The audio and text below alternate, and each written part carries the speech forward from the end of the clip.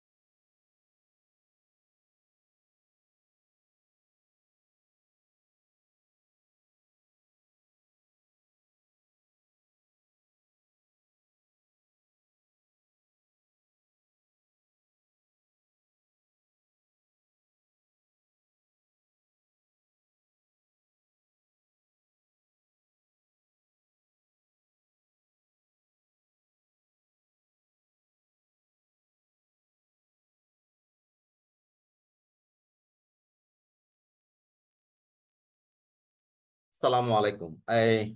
আমাকে শোনা যাচ্ছে? Am I audible? Yes, sir. Welcome, sir. Okay. So I don't know why আমার হঠাৎ আইসিএবি আমাকে বললো যে যে আজকে মেবি 3টা সাড়ে 3টার দিকে আমাকে বললো যে আজকে ক্লাস নিতে পারবো কিনা। তো আমি চিন্তা করলাম যে আচ্ছা ঠিক আছে দেখি, কারণ আসলে আপনাদের সিলেবাস শেষ করে একটা ইস্যু, কারণ আপনাদের পরীক্ষা চলে আসতেছে। দেন আমি মানে এগ্রি করলাম যে আচ্ছা ঠিক আছে, আমি যতটুকু পারি চেষ্টা করব। তো আপনারা কখন জানতে পারছেন যে আজকে আপনাদের এটা আমার ট্যাক্সের ক্লাসটা হবে? কখন জানতে পারছেন? আমার সাথেই সবাই নাকি না মেল পেয়ে জানতে পারছেন? তিনটা কি চারটার দিকে স্যার এরকম। এটা জানতে দিকে না? আচ্ছা। তো এখন কি সবাই পার্টিসিপেট মানে সবাই অ্যাটেন্ড করতে পারবে ডিউ টাইমের মধ্যে? মাসুদ? স্যার পারার তো কথা, আর এমনি ক্লাসে মানুষ অ্যাটেন্ডেন্স কম হইতেছে। আচ্ছা, ওকে। তাহলে আমরা সবাই আমরা সারাদিন অফিস করে, আপনারা অফিস করে, আমরা মোটামুটি সবাই একটু টায়ার্ড আছি। তারপর যতটুকু সম্ভব আস্তে আস্তে আমরা শুরু করি। তো বিফোর দ্যাট আমরা জাস্ট একটু বলি এই ফাঁকে। আচ্ছা, আমি আমার স্ক্রিনটা শেয়ার করি আগে।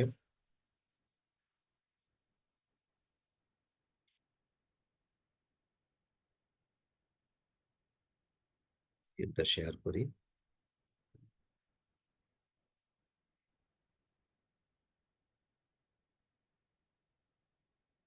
আমার শেয়ারটা দেখা যাচ্ছে?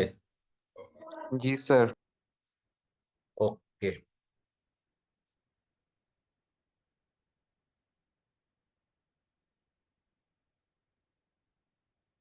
ওকে। হ্যাঁ, আমরা যথারীতি আজকে 7th এবং 8th ক্লাসটা আমরা একসাথেই করব।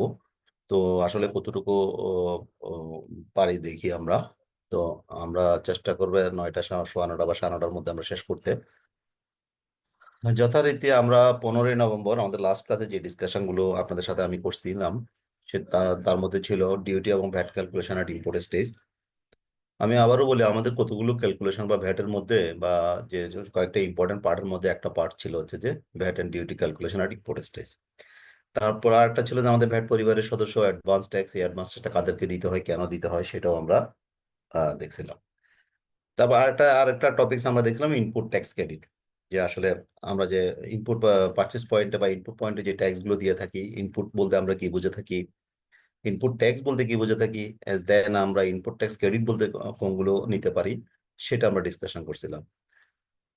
এবং এই ইনপুট ট্যাক্সের ক্রেডিটের ক্ষেত্রে আমি শুধু একটা কথা আপনাদেরকে বলবো, আপনারা একটু খুব কেয়ারফুলি সেকশন 46টা পড়বেন। এবং সেকশন 46 এর প্রত্যেকটা লাইন, এখানে আপনাদের আইন বাংলায়ও আছে, ইংলিশও আছে, প্রত্যেকটা লাইন পড়বেন এবং ওইটার একটা মেসেজটা নেওয়ার চেষ্টা করবেন। কারণ আপনাদের যখন এমসিকিউ কোশ্চেন, এই ইনপুট ট্যাক্স ক্রেডিটের ঋণাত্মক লিস্ট বলি আমি সবসময় সেটাকে, সেকশন 46টা থেকে দেখেন আপনাদেরকে বিভিন্ন ধরনের কোয়েশ্চেন টাচ করবে।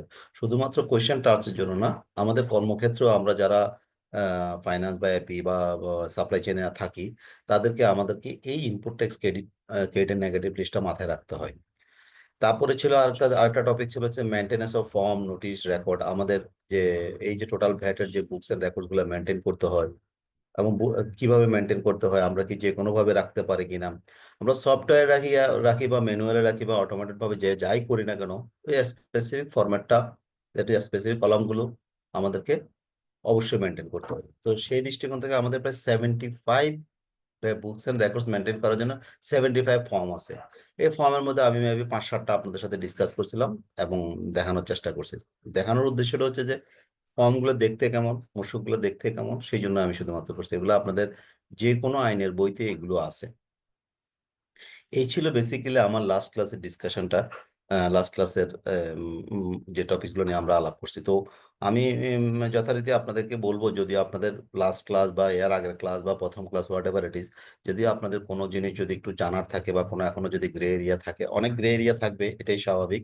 তারপরে যদি আপনাদের কোনো কোয়েশ্চেন থাকে, আমরা 5-7 মিনিট একটু সময় নিতে পারি, দেন আমরা আজকের ক্লাসে যাব।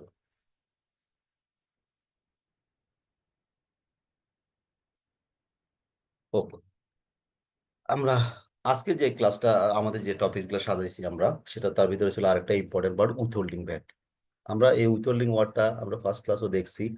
আসলে এই উইথহোল্ডিং ভ্যাটটা কি জিনিস সেটা আমরা দেখবো। তারপর আছে ভ্যাট রিটার্ন। এই যে আমাদেরকে প্রত্যেকটা মাসে যে একটা ভ্যাটের যে আপনার যে ইকোনমিক অ্যাক্টিভিটিস গুলো করেন সেগুলো যে রিটার্ন জমা দিতে হয়, বা একটা বিবরণী সরকারকে জমা দিতে হয়। আপনার পারচেস করছেন কত, সেল করছেন কত, পারচেস ট্যাক্স কত, সেলস ট্যাক্স কত, ইনপুট ট্যাক্স, রিবেট নিছেন কত, ডিক্রিজিং অ্যাডজাস্টমেন্ট। সোজা কথা হচ্ছে যে মাস শেষে পরবর্তী মাসে একটা সার্টেন টাইমে আপনাদেরকে পূর্ববর্তী মাসের ক্যালেন্ডার মান্থের আপনাকে একটা হিসাব কোম্পানির রেসপেক্টিভ ভ্যাট অথরিটির কাছে জমা দিতে হবে, along with the payable VAT. তো সেই জিনিসটা দেখবো আসলে ভ্যাট রিটার্নটা কি জিনিস, এটা দেখতে কেমন, এই একটা ভ্যাট রিটার্ন তৈরি করতে গেলে কতগুলো স্টেপ আমাদেরকে ফলো করতে হয়, সেটা আমরা দেখবো, এবং অ্যাজ ওয়েল এস আমরা একটা লাইভ এক্সাম্পল দেখার চেষ্টা করবো। তারপর আরেকটা পার্ট হচ্ছে যে আমাদের, যদি সময় আমি যদি কভার দিতে পারি, সেটা হচ্ছে যে ক্যারি ফরওয়ার্ড এন্ড রিফান্ড। যে আপনারা জানেন আমরা অ্যাকাউন্টস স্টুডেন্ট হিসেবে বা ফাইন্যান্স স্টুডেন্ট, ক্যারি ফরওয়ার্ড আমরা বুঝি, ব্যালেন্স ক্যারি ফরওয়ার্ড করা। সেটা কিভাবে করতে হয়, অ্যাজ ওয়েল এজ আমরা যদি কখনো যদি এই ধরনের কোনো সিনারিও এসে দাঁড়ায়, আমার ভ্যাট দেওয়ার থেকে গভর্নমেন্টের কাছে পাওনা হয়ে যায় আমি একটা নির্দিষ্ট সার্টেন টাইমের পরে, তাহলে এই পাওনাটা, এই যে এক্সেস যে ভ্যাটটা দেওয়া হয়েছে, সেই ভ্যাটটা আমি কিভাবে গভর্নমেন্ট থেকে আবার ফেরত নিতে পারবো, সেই ডিসকাশনটা আছে আমাদের থার্ড থার্ড সেশনে। তো বেসিক্যালি আজকে আমরা এই তিনটা টপিকস নিয়ে বেসিক্যালি আলাপ করব। প্রথমে আসি উইথহোল্ডিং ভ্যাট। আসলে উইথহোল্ডিং জিনিসটা কি? আমরা যারা আমরা ইনকাম ট্যাক্স যেটা পড়ি, আহ, আয়কর আইন 2023, সেখানেও কিন্তু আমাদের উইথহোল্ডিং ট্যাক্স আছে। এটাকে আমরা আসলে খুব পপুলার ওয়ার্ড হচ্ছে যে VAT deducted at source. Withholding VAT অনেকটা আমরা বলি VAT deducted at source. Income ট্যাক্সে উইথহোল্ডিং ট্যাক্সটাকে বলি আমরা tax deducted at source. That is উৎসস্থলে অর্থ কর্তব্য। এই যে উৎসস্থলে কেন, কারা করতে পারে, কি জন্য এই ধরনের ক্লজটা সিস্টেমে রাখছে, আমাদের আইনের মধ্যে রাখছে, আমাদের প্রসেসের মধ্যে রাখছে, সেটা প্রথমে আমি একটু ডিসকাস করি। এটা রাখার যে এই ধরনের ক্লজ, ইনকাম ট্যাক্সও আছে, ভ্যাটও আছে। এই যে উইথহোল্ডিং ভ্যাট, বা উইথহোল্ডিং ভ্যাট বলতে আমরা কি বুঝে থাকি, এই যে উইথহোল্ডিং ভ্যাট বলতে আমরা কি বুঝে থাকি, অ্যাজ ওয়েল এস এই ধরনের সিস্টেমটা কেন রাখছে, একটু চিন্তা করেন। আমাদের আমাদের বাংলাদেশের ভৌগোলিক সীমার মধ্যে প্রতিনিয়ত দেশের আনাচে কানাচে প্রত্যেকটা জায়গাতে প্রতি মুহূর্তে মুহূর্তে ইকোনমিক অ্যাক্টিভিটিস হচ্ছে। তাহলে প্রত্যেকটা মুহূর্তে যখন ইকোনমিক অ্যাক্টিভিটিস হচ্ছে, দ্যাট ইজ প্রত্যেকটা পয়েন্টে ভ্যালু এডিশন হচ্ছে। ভ্যালু এডিশন ছাড়া আসলে আমরা সবাই, যে কোনো একজনের হাত থেকে আরেকজনের হাতে যখন একটা প্রোডাক্ট যায়, কনজিউম করার আগ পর্যন্ত যতই হাত বদল হোক, প্রত্যেকটা পয়েন্টে আমাদের ভ্যালু এডিশন হয়। কারণ সেখানে রেসপেক্টে সবাই আমরা সেখানে একটা বিজনেস করতে চাই, প্রফিট করতে চাই। এই যে প্রফিট করতে চাই, আমার কস্টগুলো মিট করে, আমার প্রফিটটা এনশিওর করে, আমি কাস্টমার থেকে বা আমার পরবর্তী যার কাছে বিক্রি করবো তার থেকে যে আমি যে প্রফিট সহ নিতে চাই, এগুলো এখানে আমাদের ভ্যালু এডিশন হয়। এই যে প্রতি মুহূর্তে প্রতিক্ষণে দেশের বিভিন্ন আনাচে কানাচে যে ভ্যালু এডিশন গুলো হচ্ছে, যে পেমেন্ট গুলো হচ্ছে, যে ট্রানজেকশন গুলো হচ্ছে, যে ইকোনমিক অ্যাক্টিভিটিস গুলো হচ্ছে, এখান থেকে গভর্নমেন্টের একটা পাওনা ক্রিয়েট হয়। প্রত্যেকটা পয়েন্টে গভর্নমেন্টের একটা পাওনা ক্রিয়েট হয়। এখন গভর্নমেন্টের পক্ষে এটা সম্ভব হয়ে ওঠে না এই প্রতিটা পয়েন্টে যেখানে ইকোনমিক অ্যাক্টিভিটিস গুলো হচ্ছে, সেখান থেকে তার প্রাপ্য রেভিনিউটা, দ্যাট ইজ উইথহোল্ডিং ভ্যালু এডিশনের উপরে তার প্রাপ্য পাওনাটা আদায় করা। সেটা অনেক কারণে হয় না, আরো হয় না তার ওই পরিমাণ লোকবলও নাই। তার গভর্নমেন্টের পক্ষে অত পরিমাণ লোকবলও নাই যে প্রত্যেকটা পয়েন্টে তার নির্দিষ্ট স্পেসিফিক লোক ওখানে রেখে সে তার রেভিনিউটা কালেক্ট করার জন্য। এই জন্য গভর্নমেন্ট করছে কি, আইনের মাধ্যমে একটা সিস্টেম ডেভেলপ করছে, একটা কিছু কিছু পার্সনদের কিছু প্রোডাক্টের এগেনিস্টে যে পেমেন্টটা করতে যাবা, এই পেমেন্টটা করার সময় যে তোমাকে সার্ভিস প্রোভাইড করতেছে, যে তোমাকে গুডস প্রোভাইড সময়, রেসপেক্টিভ ভ্যালু এডিশনের উপরে, হ্যাঁ, একটা সার্টেন পোর্শন উইথহোল্ড করে রেখে, ডিডাক্ট করে রেখে আমার জন্য রেখে দিবা, এবং আমার জন্য আমার গভর্নমেন্ট ট্রেজারিতে জমা দিবা। আমি আবারও বলি, প্রত্যেকটা পয়েন্টে যে আমার যে যে আমার যে পেমেন্ট কার্যক্রমগুলো হচ্ছে, যারা যারা এই পেমেন্ট কার্যক্রমগুলো করতেছে, অ্যাকসেপ্ট ব্যক্তি, এটা মাথায় রেখেন, যে কোনো কোম্পানি, সরকারি প্রতিষ্ঠান, আধা সরকারি প্রতিষ্ঠান, তারা যে যে গুডস গুলো পারচেস করছে, যে সার্ভিস গুলো নিছে, এই এগেনিস্টে সাপ্লায়ারদেরকে, সার্ভিস প্রোভাইডারদেরকে যে পেমেন্টটা দিচ্ছে, সেই পেমেন্ট থেকে গভর্নমেন্টের জন্য একটা পোর্শন টাকা উইথহোল্ড করে রাখার এম্পাওয়ার দিছে government. This is call the withholding VAT total process. আমরা যদি আরেকটু বইয়ের ভাষা যদি পড়ি আমরা, withholding VAT means VAT deducted upfront. খেয়াল করেন, withholding VAT means VAT deducted upfront by payer while making any payment for any supply of goods or service received. যে গুডস পারচেস করে, যে সার্ভিস রিসিভ করে, সে যারা যারা গুডস সাপ্লাই দিচ্ছে, যারা সার্ভিস প্রোভাইড করতেছে, তাদেরকে ওই গুডস এবং সার্ভিসের এগেনস্টে তাদের পাওনাটা পে করতে হয়। ওই পয়েন্টে একটা পোর্শন ডিডাক্ট করে রাখার কথা বলতেছে। Withholding VAT is a method of collecting VAT where the portion of VAT is collected by appointed withholding VAT agent or withholding entity. এখন কথা হচ্ছে যে কারা উইথহোল্ডিং এন্টিটি, সেটা আমরা একটু পরে ডেফিনেশনটা দেখে নিব। কাদেরকে বলা হয়েছে যে তোমরা তো আমাদের পেমেন্টটা করার সময় ডিডাক্ট করতে পারবা, তো যে কেউ পারবে না, যাদেরকে এম্পাওয়ার করা আছে আইনে, যাদেরকে উইথহোল্ডিং এন্টিটি হিসেবে বলছে। From the payment made to be local supply of valuable goods and service. তাহলে মোদ্দা কথা হচ্ছে যে আমরা গভর্নমেন্ট তার প্রাপ্য রেভিনিউ আদায় করার জন্য বিভিন্ন পয়েন্টে যে ভ্যালু এডিশন হচ্ছে, যারা এই পেমেন্টগুলো জেনারেট করতেছে, সে পেমেন্ট যারা করতেছে, তারা তাদের সাপ্লায়ার এবং সার্ভিস প্রোভাইডারের পেমেন্ট দেওয়ার সময় গভর্নমেন্টের জন্য একটা টাকা রেখে দিবে। This process is the withholding VAT. আপনার ডেফিনেশনটা বুঝছেন কিনা বলেন? যদি ডেফিনেশন বুঝেন, এই চ্যাপ্টারটা মোটামুটি এই ডেফিনেশনের উপরেই খুব সহজে আমরা ক্লোজ করতে পারবো। বলেন, কারো কোনো কোয়েশ্চেন আছে কিনা? গোলাম কিবরিয়া, মাসুদুর রহমান। ওকে, আপনাকে আমাকে শুনতে পাচ্ছেন? জি Yes, স্যার। sir. Yes, আচ্ছা, ওকে। তাহলে এই যে উইথহোল্ডিং ভ্যাট, তাহলে আমরা একটু আরেকটু পড়ি। Withholding value added tax deducted at source or VDS is an important component of VAT management system, যা এতক্ষণ বললাম আমি। This mechanism has a big role play in the success of VAT regime.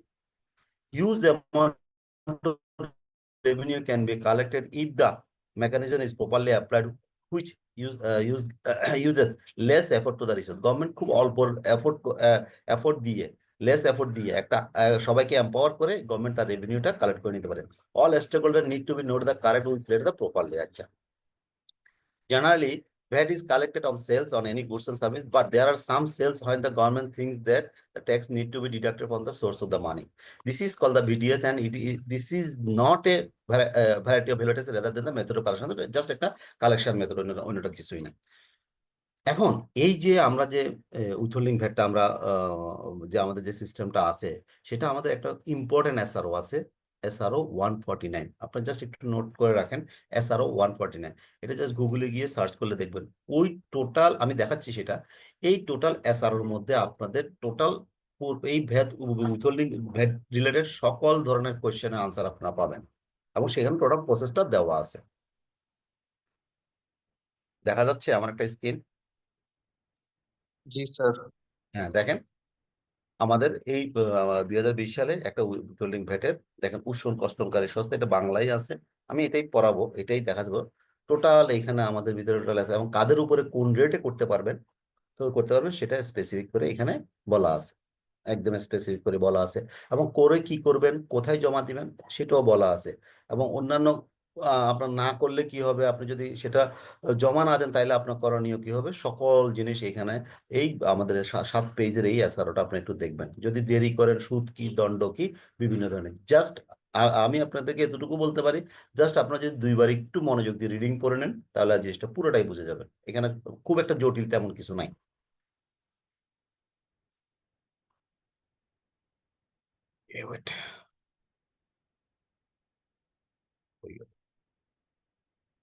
ওকে, আচ্ছা আসি। এটা অবজেক্টিভটা কি, এই যে উইথহোল্ডিং ভ্যাট সিস্টেমটা যে করলো, এটার অবজেক্টিভ কি কারণে উইথহোল্ডিং এই ধরনের একটা প্রসেস রাখছে? অলরেডি আপনার ডেফিনেশনের ভিতরে সেটা পেয়ে গেছেন। সেটা বলতে হচ্ছে যে কি রে বাবা, simplicity of VAT system, total VAT সিস্টেমটাকে সিম্পলিসিটি করার জন্য ensure the VAT collection, government তার পারফেক্ট রেভিনিউ কালেকশনের জন্য information collect from the various supplier, various entity, specially risk base organisation. Just এই পয়েন্টটার কথা একটু বলি আমি আপনাদেরকে, এই পয়েন্টটার কথা একটু বলি। এই ধরনের একটা সিস্টেম থাকার কারণে গভর্নমেন্ট যে সকল অর্গানাইজেশন, যে সকল প্রতিষ্ঠান তারা ভ্যাট কমপ্লাই করে না, ঠিক মতো ভ্যাট দেয় না, বা ভ্যাট দিল পারফেক্টলি দেয় না, ভ্যাট ডিডাক্ট করলো ডিডাকশনের টাকাটা গভর্নমেন্টকে জমা দেয় না, এই ধরনের রিস্ক বেস অর্গানাইজেশন গুলোকে ফাইন্ড আউট করা যায়। কিভাবে করা যায়? মনে করেন একটা কমপ্লায়েন্স অর্গানাইজেশন, সে তার সাপ্লায়ারদেরকে পেমেন্ট করার সময় রেসপেক্টিভ ভ্যাটটা ডিডাক্ট করে রাখে। হ্যাঁ, এই ডিডাক্ট করে সে করে কি একটা সার্টেন টাইমের মধ্যে অ্যাকর্ডিং টু দ্য ল সে গভর্নমেন্টকে জমা দেয়। একদম কোন পারপাসে কত টাকা কত রেটে কাটছে, কার থেকে কাটছে, কোন প্রতিষ্ঠান থেকে কাটছে, সেখান থেকে সে একটা লিস্ট গভর্নমেন্টকে জমা দেয়, ট্রেজারি ফান্ডে জমা দেয়।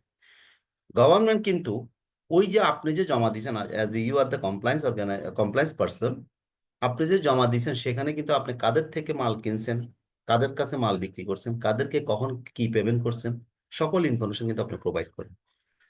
তাহলে দেখেন কাউন্টার পার্টের রেসপেক্টিভ অর্গানাইজেশনটা, রেসপেক্টিভ সাপ্লায়ারটা যদি তার রিটার্ন ঠিক মতো জমা না দেয়, তার ইনফরমেশন যদি ঠিক মতো না দেয়, আপনি আপনি বলতেছেন যে আপনি 10 লক্ষ টাকার মাল কিনছেন মিস্টার এক্স কোম্পানি থেকে, এবং 10 লক্ষ টাকার এগেইনস্টে এই টাকাটা জমা দিচ্ছে। এখন মিস্টার এক্স কোম্পানি করলো কি, সে সেলস হাইড করলো, সে বললো কি সে 5 লক্ষ টাকা সেল করছে।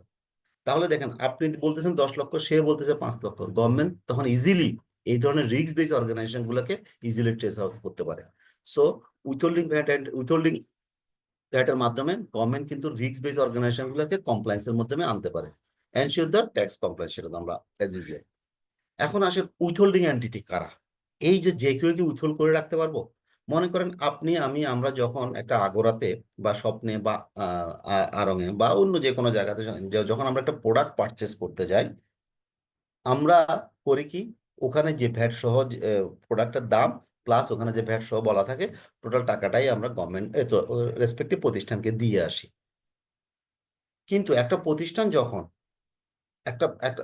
আরেকটা প্রতিষ্ঠান থেকে যখন কোনো প্রোডাক্ট, কোনো গুডস, কোনো সার্ভিস পারচেস করে, তখন তাকে পেমেন্টটা দেওয়ার সময় ওই অর্গানাইজেশনটা কিন্তু তাদেরকে রেসপেক্টিভ ভ্যাটটা আইন অনুযায়ী যেটাকে যদি পড়ে, তাহলে সেই ভ্যাটটা উথল করে রেখে সাপ্লায়ার হাতে না দিয়ে গভর্নমেন্টের ফান্ডে জমা দিবে। যেমন আমি একটা এক্সাম্পল হিসাবে যদি বলি, মনে করেন আমি আমার পার্সোনাল কাজে বা আমার ফ্যামিলি পারপাসে বা আমার আমার ছেলে মেয়েদের জন্য আমার স্টেশনারি পারচেস করতে হবে। আমার প্রতি মাসে মনে করেন কথার কথা বা একটা মাসে আমি 5-6 হাজার টাকা বা 10,000 টাকার স্টেশনারি পারচেস করবো কোন একটা স্টেশনারি ফার্ম থেকে, মনে করেন সেটা কোন একটা সে আগোরা থেকেই বলি বা স্বপ্ন থেকেই বলি বা যেখান থেকে বলি। তাহলে আমি যখন আগোরা থেকে বা স্বপ্ন থেকে বা বিভিন্ন স্টেশনারি দোকান থেকে যখন দেখেন আমি যখন 5,000 টাকার স্টেশনারিটা কিনতে যাই, তা আমি স্টেশনে কিনলাম, সেটা 5,000 টাকা আসলো, আমি পুরো 5,000 টাকা ভ্যাট সহ টাকা পুরো টাকাটাই আমি কাস্টমারের হাতে, এই সেলারের হাতে হাতে দিয়ে দিই। ও এখানে যে ওই যে মনে করছে সে কথার কথা 5,000 টাকার মধ্যে 4,500 টাকা ছিল প্রোডাক্টের দাম, বা 4,700 টাকা প্রোডাকশন, 300 টাকা ভ্যাট, আমি পুরো 5,000 টাকাটাই তার হাতে দিয়ে দিছি। ওই 300 টাকাটা আমি উথল করে রাখতে পারি নাই। কেন পারি নাই? আমাকে উইথহোল্ড করে রাখার জন্য ওই পারমিশনটা গভর্নমেন্ট দেয় নাই। কিভাবে দেয় না সেটা আসতেছি। এবার আসেন আমার প্রতিষ্ঠান তার অফিস কার্যক্রম চালানোর জন্য আমি যেখান থেকে আমি ব্যক্তি মাহবুব যেখান থেকে একটা ওই স্টেশনারি কিনছি, আমার প্রতিষ্ঠানও করলো কি ওই ওই জায়গা থেকে 5,000 টাকার স্টেশনারি পারচেস করছে, এবং ওই প্রতিষ্ঠান আমার কোম্পানিকে একটা ইনভয়েস জেনারেট করছে। আমার কোম্পানিটা যখন ওই 5,000 টাকার ইনভয়েসের পেমেন্ট দিতে যাবে, আমার কোম্পানি করবে কি, সে ওই 5,000 টাকার ভিতরে যে ভ্যাটের টাকাটা আছে সেটা উইথহোল্ড করে রেখে তাকে 4,700 টাকা দিবে, 300 টাকা গভর্নমেন্টের ফান্ডে জমা দিবে। তাহলে আমি পারতেছি না, আমার প্রতিষ্ঠান পারতেছে। কেন পারতেছে? বিকজ অফ আমাকে উইথহোল্ডিং এন্টিটি হিসাবে গভর্নমেন্ট ডিক্লেয়ার করে নাই, কিন্তু আমার প্রতিষ্ঠানকে আপনাদের স্ক্রিনে এখন যা দেখাচ্ছে তাদেরকে উইথহোল্ডিং এন্টিটি হিসাবে গভর্নমেন্ট ডিক্লেয়ার করছে, যে তারা এরা এই ধরনের প্রতিষ্ঠানগুলো, যে ধরনের প্রতিষ্ঠানগুলো তাদের পেমেন্ট জেনারেট করার সময় আইন অনুযায়ী যদি উইথহোল্ড করে রাখতে হয়, ডিডাক্ট করে রাখতে হয়, সেই ডিডাকশনটা করার ক্ষমতা যাদেরকে দেওয়া হয়েছে তারাই হচ্ছে যে withholding entity.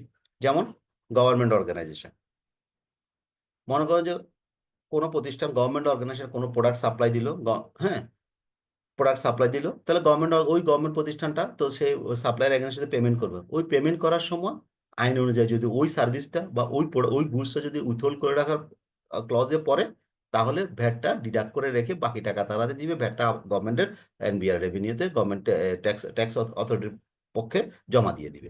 Semi government organisation, যে ধরনের সেমি গভর্নমেন্ট অর্গানাইজেশনগুলো, তারাও অটোমেশন বোর্ডে, এই যে আমাদের যে পাবলিক ইউনিভার্সিটিগুলো আছে তারা তারা তাদেরকে যখন তারা যখন কোনো প্রোডাক্ট কোনো সার্ভিস কিনবে, সেটা পেমেন্ট করার সময় তাদের দায়িত্ব হচ্ছে যে রেসপেক্টিভ ভ্যাটগুলো ডিডাক্ট করে বা উইথহোল্ড করে গভর্নমেন্টকে জমা দেওয়া। নন গভর্নমেন্ট এনজিও, সকল banks, insurance company, financial institute, limited company, সকল limited company, both private and public limited company but not proprietorship, অংশীদারের কথা বলবে। Educational institute, all kind of education institute, even তো আপনার প্রাইভেট স্কুলগুলো সহ। তারপরে বলতেছে যে এস্টাবলিশমেন্ট ইতে মোর দেন টাকা ওয়ান করে অ্যানুয়াল টার্ন ওভার। আবার যাদের মনে করেন যে সে একটা ছোট দোকান দিয়ে বসে, তার যদি অ্যানুয়াল টার্ন ওভার যদি আপনার বেশি হয়, হ্যাঁ, এস্টাবলিশমেন্ট যদি অ্যানুয়াল টার্ন ওভার যদি 1 কোটি টাকার বেশি হয়, তাহলে সেও তার বিভিন্ন কাস্টমার থেকে যে প্রোডাক্ট কিনে তাদের ওগুলো দেওয়ার সময় সে ভ্যাটটা ডিডাক্ট করে রাখতে পারবে। দ্যাট ইজ, এই ধরনের প্রতিষ্ঠানগুলো, এই ধরনের অর্গানাইজেশনগুলো, তারা তাদের সাপ্লায়ারকে, সার্ভিস প্রোভাইডারকে পেমেন্ট দেওয়ার সময় আইন অনুযায়ী ভ্যাট ডিডাক্ট করার ক্ষমতা রাখে। সেই ডিডাকশনটা করে গভর্নমেন্টের ফান্ডে জমা দেবে। বলেন এই জায়গাতে কারো কোনো কোশ্চেন আছে কিনা?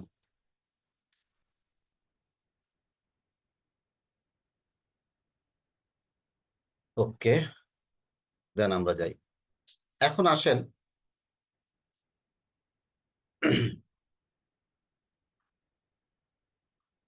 এই যে এখন তাহলে কখন কখন ভ্যাট ডিডাক্ট করবেন? আপনি যে কোনো সময় কি ডিডাক্ট করবেন?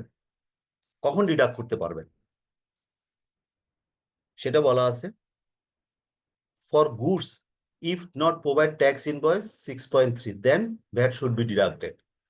আপনি যখন কোনো প্রোডাক্ট গুডস কিনবেন, নট সার্ভিস, আবারও বলি, যখন কোনো গুডস পারচেস করবেন কারো কাছ থেকে, সেই পারচেজের এগেনিস্টে যদি যে সাপ্লায়ার ইনভয়েসের সাথে একটা ট্যাক্স ইনভয়েস 6.3, এটাকে আমরা বলি ট্যাক্স ইনভয়েস। ইনভয়েসের কপি, মনে করেন যে মালের একটা বিবরণী, মালের মূল্য, সেটার সাথে সাধারণত নীল কাগজ, আমি আবারও বলি সাধারণত নীল কাগজ, 6.3টা হচ্ছে যে নীল কাগজ, ট্যাক্স ইনভয়েস, এই কপিটা যদি দেয়, সেই ক্ষেত্রে আপনি ভ্যাট ডিডাক্ট করবেন না। যদি 6.3 না দেয়, তাহলে আপনি রেসপেক্টিভ ভ্যাটটা উইথহোল্ড করে বা ডিডাক্ট করে রাখবেন। আমি যদি আবারও বলি, মনে করেন আপনি 100 টাকার প্রোডাক্ট XYZ কোম্পানি থেকে পারচেস করছেন। আপনি এই 100 টাকার প্রোডাক্টটা পারচেস করার সময় XYZ কোম্পানি আপনাকে করলো কি, 100 টাকা তার মালের মূল্য এবং প্রফিট, সাথে 15 টাকা ভ্যাট, 115 টাকা আপনাকে একটা ইনভয়েস জেনারেট করলো। এখন 100 টাকা, 115 টাকা জেনারেট করার সাথে সময় যদি আরেকটা কাগজ, আরেকটা 6.3 যদি না দেয়, তাহলে আপনি করবেন কি? যদি না দেয়, আবারও বলি, যদি না দেয়, আপনি করবেন কি, এই 15 টাকাটা তার হাতে দিবেন না, তার হাতে 100 টাকা দিবেন। যদি সে 6.3 দেয়, তাহলে আপনি 115 টাকায় তার হাতে দিয়ে দিবেন, আপনি কোনো ডিডাক্ট বা উইথহোল্ড করে রাখবেন না। যদি না দেয়, তাহলে আপনি 15 টাকাটা ওর হাতে দিবেন না, 100 টাকাটা ওকে দিবেন, এই 15 টাকা গভর্নমেন্টকে দিবেন। বলেন আপনার এই পয়েন্টটা বুঝতে পারছেন মাসুদ, কিবরিয়া? স্যার আবার একটু কষ্ট করে বলুন। আমরা সাধারণত গুডস এবং সার্ভিস, আমরা তো এটা তো বুঝি তো, পণ্য এবং সেবা, এই দুই ধরনের জিনিস বলি। পণ্যের ক্ষেত্রে বলতেছে, আবার বলি, পণ্যের ক্ষেত্রে আপনি কারো কাছ থেকে কোনো পণ্য পারচেস করলেন, হুম, মানে সাপ্লায়ার আপনাকে পণ্য দিল, এখন তো সেটা পেমেন্ট দিতে হবে। সে পণ্যটা দেওয়ার পর আপনার কাছে একটা বিল পাঠাবে না? নর্মালি একটা বিল পাঠাবে, একটা ইনভয়েস পাঠাবে। সেই ইনভয়েসের সাথে যদি আরেকটা কাগজ, 6.3 বলি, আমরা ট্যাক্স ইনভয়েস বলি, যেটা দেখতে নীল কাগজ মোস্ট অফ দ্য কেস, এই কাগজটা যদি আপনাকে প্রোভাইড না করে, তাহলে আপনি ওই 15 টাকাটা তার হাতে দিবেন না, শুধু তার হাতে 100 টাকা দিবেন। যদি 6.3টা দেয়, তাহলে তার হাতে 115 টাকা দিয়ে দিবেন। দ্যাট ইজ, এখানে আমি কথাটা বোঝানোর উদ্দেশ্যটা হচ্ছে যে 6.3 দেওয়া মানে আমি বুঝবো যে সেই ভ্যাট আমার থেকে নিয়ে ওই ভ্যাট টাকাটা অলরেডি গভর্নমেন্টকে দিয়ে দিছে অথবা দিয়ে দিবে। আর যদি 6.3 না দেয় তাহলে আমি ধরে নিব যে সে ভ্যাট দিবে না। সেই জন্য গভর্নমেন্ট আমাকে বলতেছে ও যদি 6.3 প্রোভাইডটা না দেয়, ওই যে ট্যাক্স ইনভয়েসটা যদি না দেয়, তাহলে তুমি as a service goods receiver হিসেবে তোমার দায়িত্ব হচ্ছে যে পেমেন্ট, তুমি যে পেমেন্ট করতেছো তোমার দায়িত্ব হচ্ছে সেই ব্যাটটা আমাকে দিয়ে দেওয়া, মানে গভর্নমেন্টকে দিয়ে দেওয়া। Sir clear? স্যার এটা কি পার্সনের ক্ষেত্রে নাকি কোনো ইনস্টিটিউশনের ক্ষেত্রে? এদের ক্ষেত্রে, এদেরকে মনে করেন আপনি শাহরিয়ার, আপনি আপনি শাহরিয়ার, আপনি একটা কোনো প্রোডাক্ট একটা সেমি গভর্নমেন্ট অর্গানাইজেশনে আপনি সাপ্লাই দিচ্ছেন। আপনার সাপ্লায়ার, আপনি সাপ্লাই দিচ্ছেন। এখন এই সেভিং গভর্নমেন্ট অর্গানাইজেশন অথবা ব্যাংকে সাপ্লাই দিচ্ছেন, অথবা ইন্স্যুরেন্স কোম্পানিতে সাপ্লাই দিচ্ছেন, অথবা কোনো ফাইন্যান্সিয়াল ইনস্টিটিউশনে সাপ্লাই দিচ্ছেন। এই তারা যখন আপনার প্রোডাক্টের এগেনস্টে আপনাকে যখন পেমেন্ট দিতে যাবে, তখন তারা দেখবে যে আপনি ইনভয়েসের সাথে একটা 6.3 দিচ্ছেন কিনা। যদি 6.3 না দেন আপনি, তাহলে 15 টাকাটা ভ্যাটের টাকাটা আপনার হাতে দিবে না, জি স্যার। তারা জমা দিয়ে দিবে গভর্নমেন্টকে। শাহরিয়ার, আমি বুঝতে পারছি ভাই? Yes sir. ওকে, তাহলে আমরা গুডস এর কথা বললাম, গুডস 6.3। আচ্ছা, তারপরে বলতেছে যে 43 service payment according to the VAT sorry VAT deduction and collection rule from the section 232। বলতেছে যে এখন আমি সার্ভিসের কথা আসলাম, 43টা সার্ভিসের কথা বলা আছে। ওই যে সেকশন 1, আমি SR 149 দেখাইলাম, ওই SRO-তে যে 43টা সার্ভিসের কথা বলা আছে, এক্সেপ্ট 2টা মাথায় রেখেন, ওখানে ভিতরে স্টার 2টা, ওই ধরনের সার্ভিস যদি আপনি পারচেস করেন, সে 6.3 দেখ অথবা না দেখ, সকল ক্ষেত্রে আপনি ভ্যাটের টাকাটা তার হাতে দিবেন না, ভ্যাটের টাকাটা আপনি ডিডাক্ট করে রাখবেন। তাহলে আসেন আমরা কোন কোন 43, একটু আগে যে একটা SRO দেখাছিলাম মনে আছে? জি স্যার। একটু আগে যে SRO-টা দেখাইছি আমরা, সেটাতে যাই।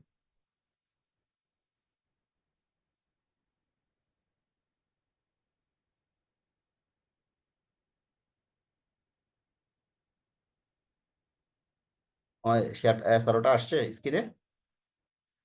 জি স্যার। What happen? কি হলো? কি ব্যাপার? আমি কি আসি আপনাদের সাথে স্ক্রিনে? Yes sir. কি হলো ঘটনা, কোথায় গেল আবার?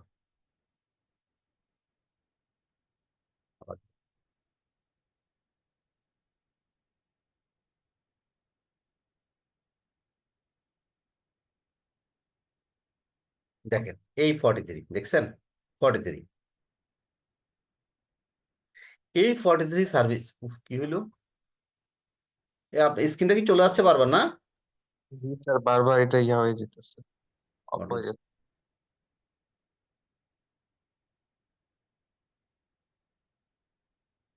এই 43 আপনার দেখেন এখানে যে রেটটা বলা আছে, এই 43 সার্ভিস আপনি রিসিভ করলে, আপনি যদি কনজিউম করেন, এরা যে ইনভয়েসটা দিবে, সেখানে ওরা 6.3 দেখ অথবা না দেখ, আবারও বলি 6.3 দেখ অথবা না দেখ, আপনি ভ্যাট ডিডাক্ট করে আপনার দায়িত্ব হচ্ছে গভর্নমেন্টকে জমা দেওয়া।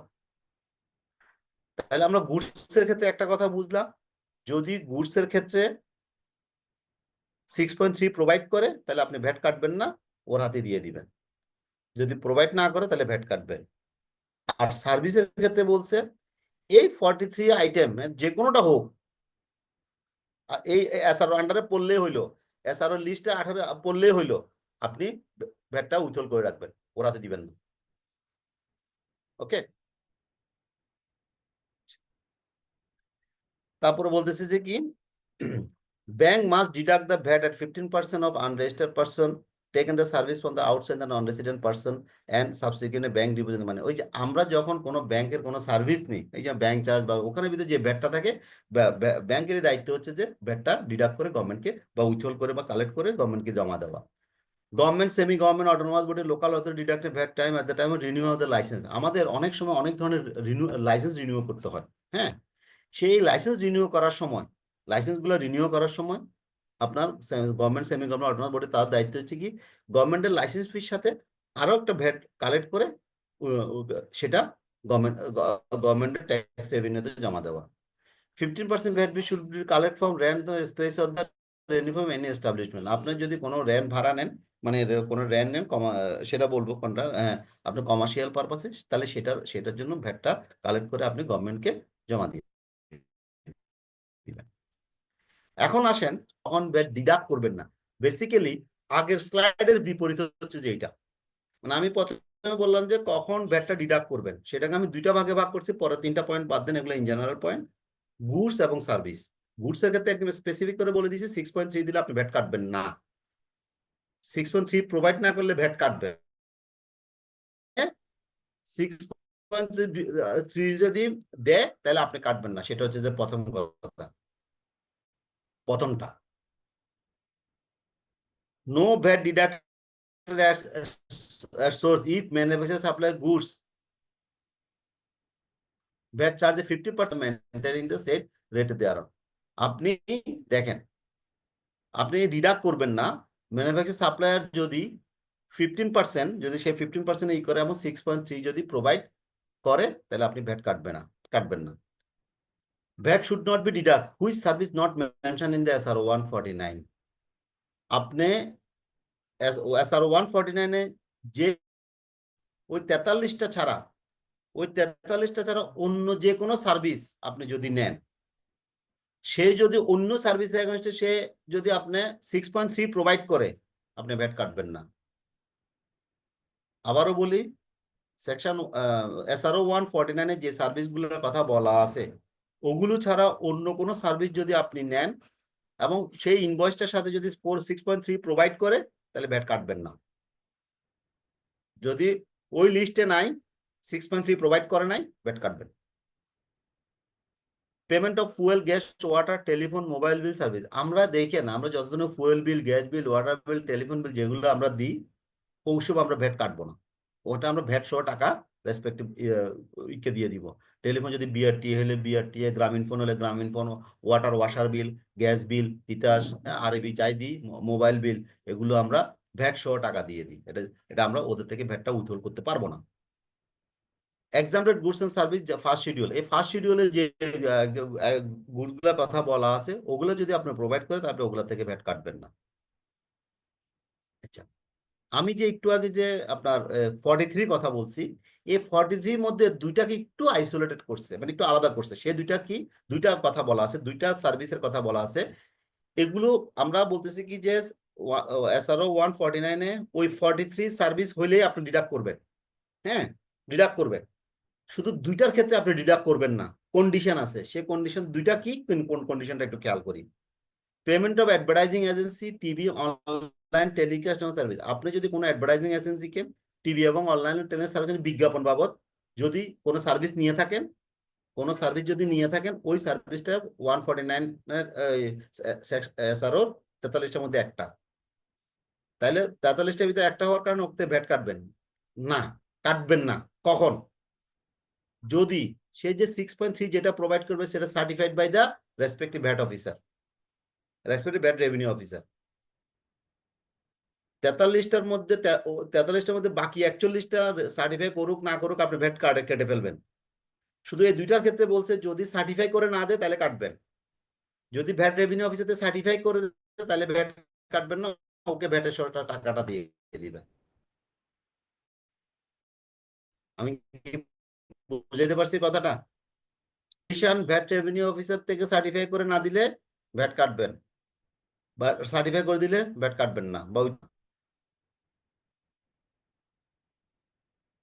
আরো বলতেছে no VDS from furniture manufacturing revenue officer certified মোশক 6 দুইটা অ্যাসেট বলছে, একটা হচ্ছে অ্যাডভার্টাইজমেন্ট আর একটা হচ্ছে ফার্নিচার ম্যানুফ্যাকচারার। এই দুইজনের ক্ষেত্রে আপনি ভ্যাট কাটবেন না যদি তারা 6.3টা থেকে সার্টিফাই করে আনে। তারপর আরেকটা SROর মাধ্যমে আরেকটা জিনিসটাকে আইসোলেটেড করছে, no videos if sucks is tax in the EFD and SD, electronic fiscal device or sales data control, subject to the maintain the name of being supply of recipient thereon. এই জিনিস, এই ধরনের transaction গুলো থেকে আপনি হলে আপনি VAT কাটবেন না, সেটা এই এসআরওতে আমার বলা আছে। এখন আমি টোটাল জিনিসটাকে একটু সামারি করবো। এতক্ষণ এই দুইটা স্লাইড যা বলছি, আমি জানি আপনাদের অনেকগুলো, এখন যদি আমি আপনাদেরকে বলতে বলি আপনারা বলতে পারবেন না, কারণ অনেক কনফিউশন আছে। আমি যতই ক্লিয়ার করতে চাই ওরা ক্লিয়ার হইতে পারতেছেন না। এখন আমি সেটা ক্লিয়ার করার জন্য আমি একটা সামারি তৈরি করছি, দেখি আমরা সেটা সামারিটা দিয়ে আমরা বুঝতে পারি কিনা। যদি গুডস হয় তাহলে মাথায় নেন সবাই গুডস। গুডস যদি হয় যে কোনো রেটের, 15% হোক 7% হোক, যে কোনো রেটের, যদি তারা খেয়াল করেন যদি 6.3 দেয়, যদি গুডস যে কোনো রেট 6.3 যদি প্রোভাইড করে, নো ভিডিএস। যে কোনো রেট গুডস এর ক্ষেত্রে 6.3 প্রোভাইড করলো না, ভিডিএস কাটবেন। বোঝা গেছে? Shahriar, Masud, Yes, sir. Mustafiz, thank you. এবার আসুন সার্ভিসের ক্ষেত্রে। সার্ভিসের ক্ষেত্রে একটু দেখি। SR 149-এ যে সার্ভিসগুলোর কথা বলা আছে 43টা সার্ভিস, ওই স্টার দুইটা বাদ দেন, মানে এটা ওই 43টা সার্ভিস 149-এ যে সার্ভিসগুলোর কথা বলা আছে তারা 6.3 প্রোভাইড করছে। 6.3 প্রোভাইড করলেও ভ্যাট কাটবেন। 149-এ যে 43টা কথা বলা আছে 6.3 প্রোভাইড করে নাই, তাও ভ্যাট কাটবেন। দ্যাট ইজ মোদ্দা কথা হচ্ছে, দেখেন এই জায়গাতে 149 লিস্টের মধ্যে থাকলেই 6.3 দেখ বা না দেখ, ভ্যাট অবশ্যই ডিডাক্ট করবেন। ক্লিয়ার সবাই? জি স্যার। অন্য ক্ষেত্রে, অন্য সার্ভিসের ক্ষেত্রে যদি 6.3 প্রোভাইড করে, no VAT deduction. Yes, sir. যদি 6.3 প্রোভাইড না করে, ইয়েস ভ্যাট ডিডাকশন। বলেন, এটা যদি আপনারা দেখতে পারেন তাহলে আমি এতক্ষণ যে কথাগুলো বলছি ছোট্ট একটা সামারি এটা। Yes, sir. বুঝতে পারছি। কে বুঝেন নাই বলেন। ওকে, এখন আসেন, আমরা সাধারণত আমি বলি আপনাদেরকে, আমরা কোনো প্রোডাক্ট একটা ভ্যাট ডিডাক্ট করতে গেলে আমরা দুইটা জিনিস কনসিডারেশন করব। দুইটা জিনিস, যে আমাদের যে সাপ্লাই দিচ্ছে সে কি ধরনের, এবং সে যে সাপ্লাই দিচ্ছে কি কোন রেটের প্রোডাক্ট দিচ্ছে, এবং সে কি রেসপেক্টিভ কাগজপত্রগুলো দিচ্ছে কিনা। দেখেন, ইম্পোর্টার এবং ট্রেডার খেয়াল করেন, আমদানিকারক এবং ট্রেডার যারা গুডস প্রোভাইড করলে 15% রেটে যদি তাদের থেকে গুডস কিনেন with tax invoice, no VAT deduction. আমি এতক্ষণ এর আগে স্লাইডটাকে আরেকটু ইলাবোরেট করতেছি। গুডস প্রোভাইড করছে উইদাউট ট্যাক্স ইনভয়েস, তাইলে যদি কোনো ইম্পোর্টার, কোনো ট্রেডার যে গুডসটা দিছে সে 6.3 প্রোভাইড করে নাই, তাহলে তার থেকে ভ্যাট কাটবেন 7.5। গুডস প্রোভাইড 5%, মানে কোনো ট্রেডার অথবা ইম্পোর্টার যদি তারা 5% রেটে যদি কোনো ট্যাক্স ইনভয়েস আপনাকে প্রোভাইড করে, আপনি ভ্যাট কাটবেন 7.5। ক্লিয়ার সবাই?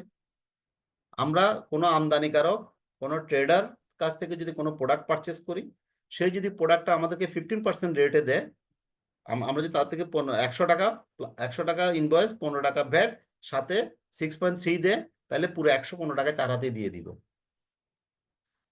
আর যদি ওই ট্রেডার বা গুডস প্রোভাইডার সে 115 টাকা বিল করছে, কিন্তু সে ট্যাক্স ইনভয়েস দিছে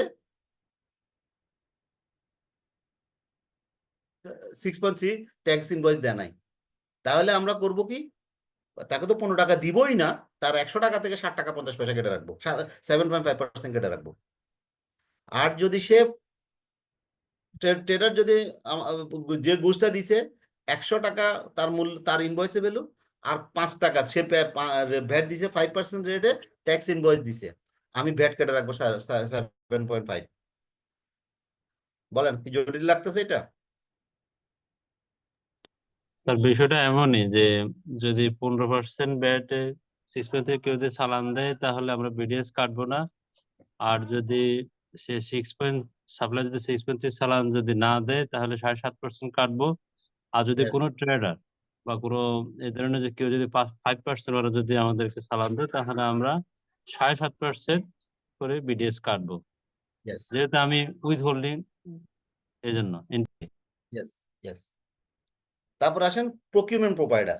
আমাদের দেখেন ওই আমি আবারও বলি, আমাদের যে এসআরও যে কথাটা বলছি, যে এসআরওটা কথা বলছি, এসআরটা খুব মনোযোগ দিয়ে পড়বেন। ওখানে একটা প্রকিউরমেন্ট প্রোভাইডার আছে, প্রকিউরমেন্ট প্রোভাইডার সংজ্ঞাটাও দেওয়া আছে।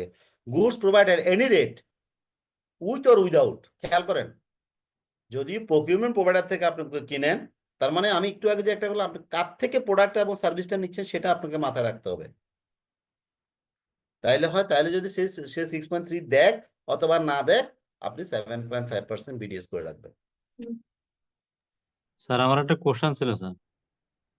বলেন দেখি। আর এটা হচ্ছে কি, যেমন একজন ট্রেডার যদি সে 5% যদি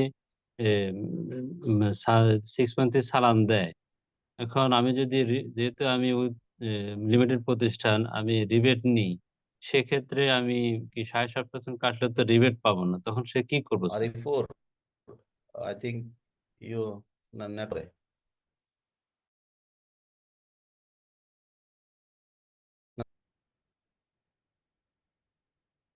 এই কেউ কি আমাকে শুনতে পাচ্ছেন? জি স্যার, একটু কেটে গেছিল মাঝখানে মানে কয়েকদিন। কি আমার আমার প্রবলেম Yes, sir. নাকি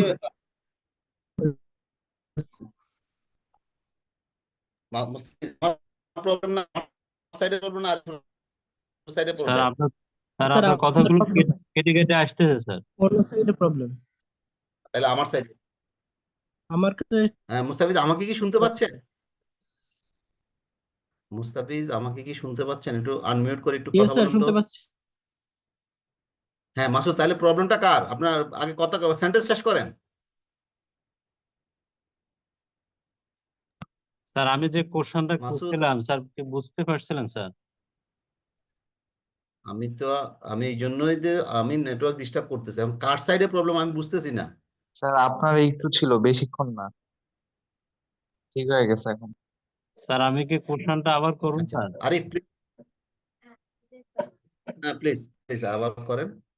স্যার আমার কোশ্চেনটা ছিল, আমি লিমিটেড প্রতিষ্ঠান, এখন আমি একজন ট্রেডারের কাছ থেকে আমি আরে কোশ্চেনটা করেন। স্যার আমি আমার হচ্ছে লিমিটেড স্যার, প্রতিষ্ঠান। আপনার নেট প্রবলেম হচ্ছে। স্যার, আপনার মাসুদ, নেট আরিফের প্রবলেম কোশ্চেন কি হচ্ছে। শুনতে পাচ্ছেন? জি স্যার, আপনার নেট প্রবলেম হচ্ছে, শুনতে পাচ্ছি আমরা সবাই। জি স্যার, শোনা যাচ্ছে আপনার তো প্রবলেম আমার হচ্ছে। এখানে প্রবলেম হচ্ছে, সেটা বলেন। স্যার আমি এখন Yes. বলবো স্যার। স্যার আমার কোশ্চেনটা ছিল যে যদি আমি না লিমিটেড আপনার আপনার প্রতিষ্ঠান, আমি যদি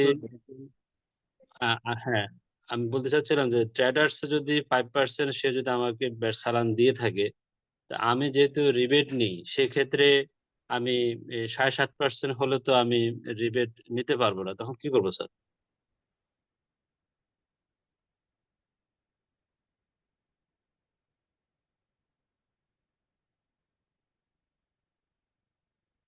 এটা খুবই ডিস্টার্ব করতেছে, আমি বুঝতেছি না আসলে, মেবি এটা আমারই প্রবলেম।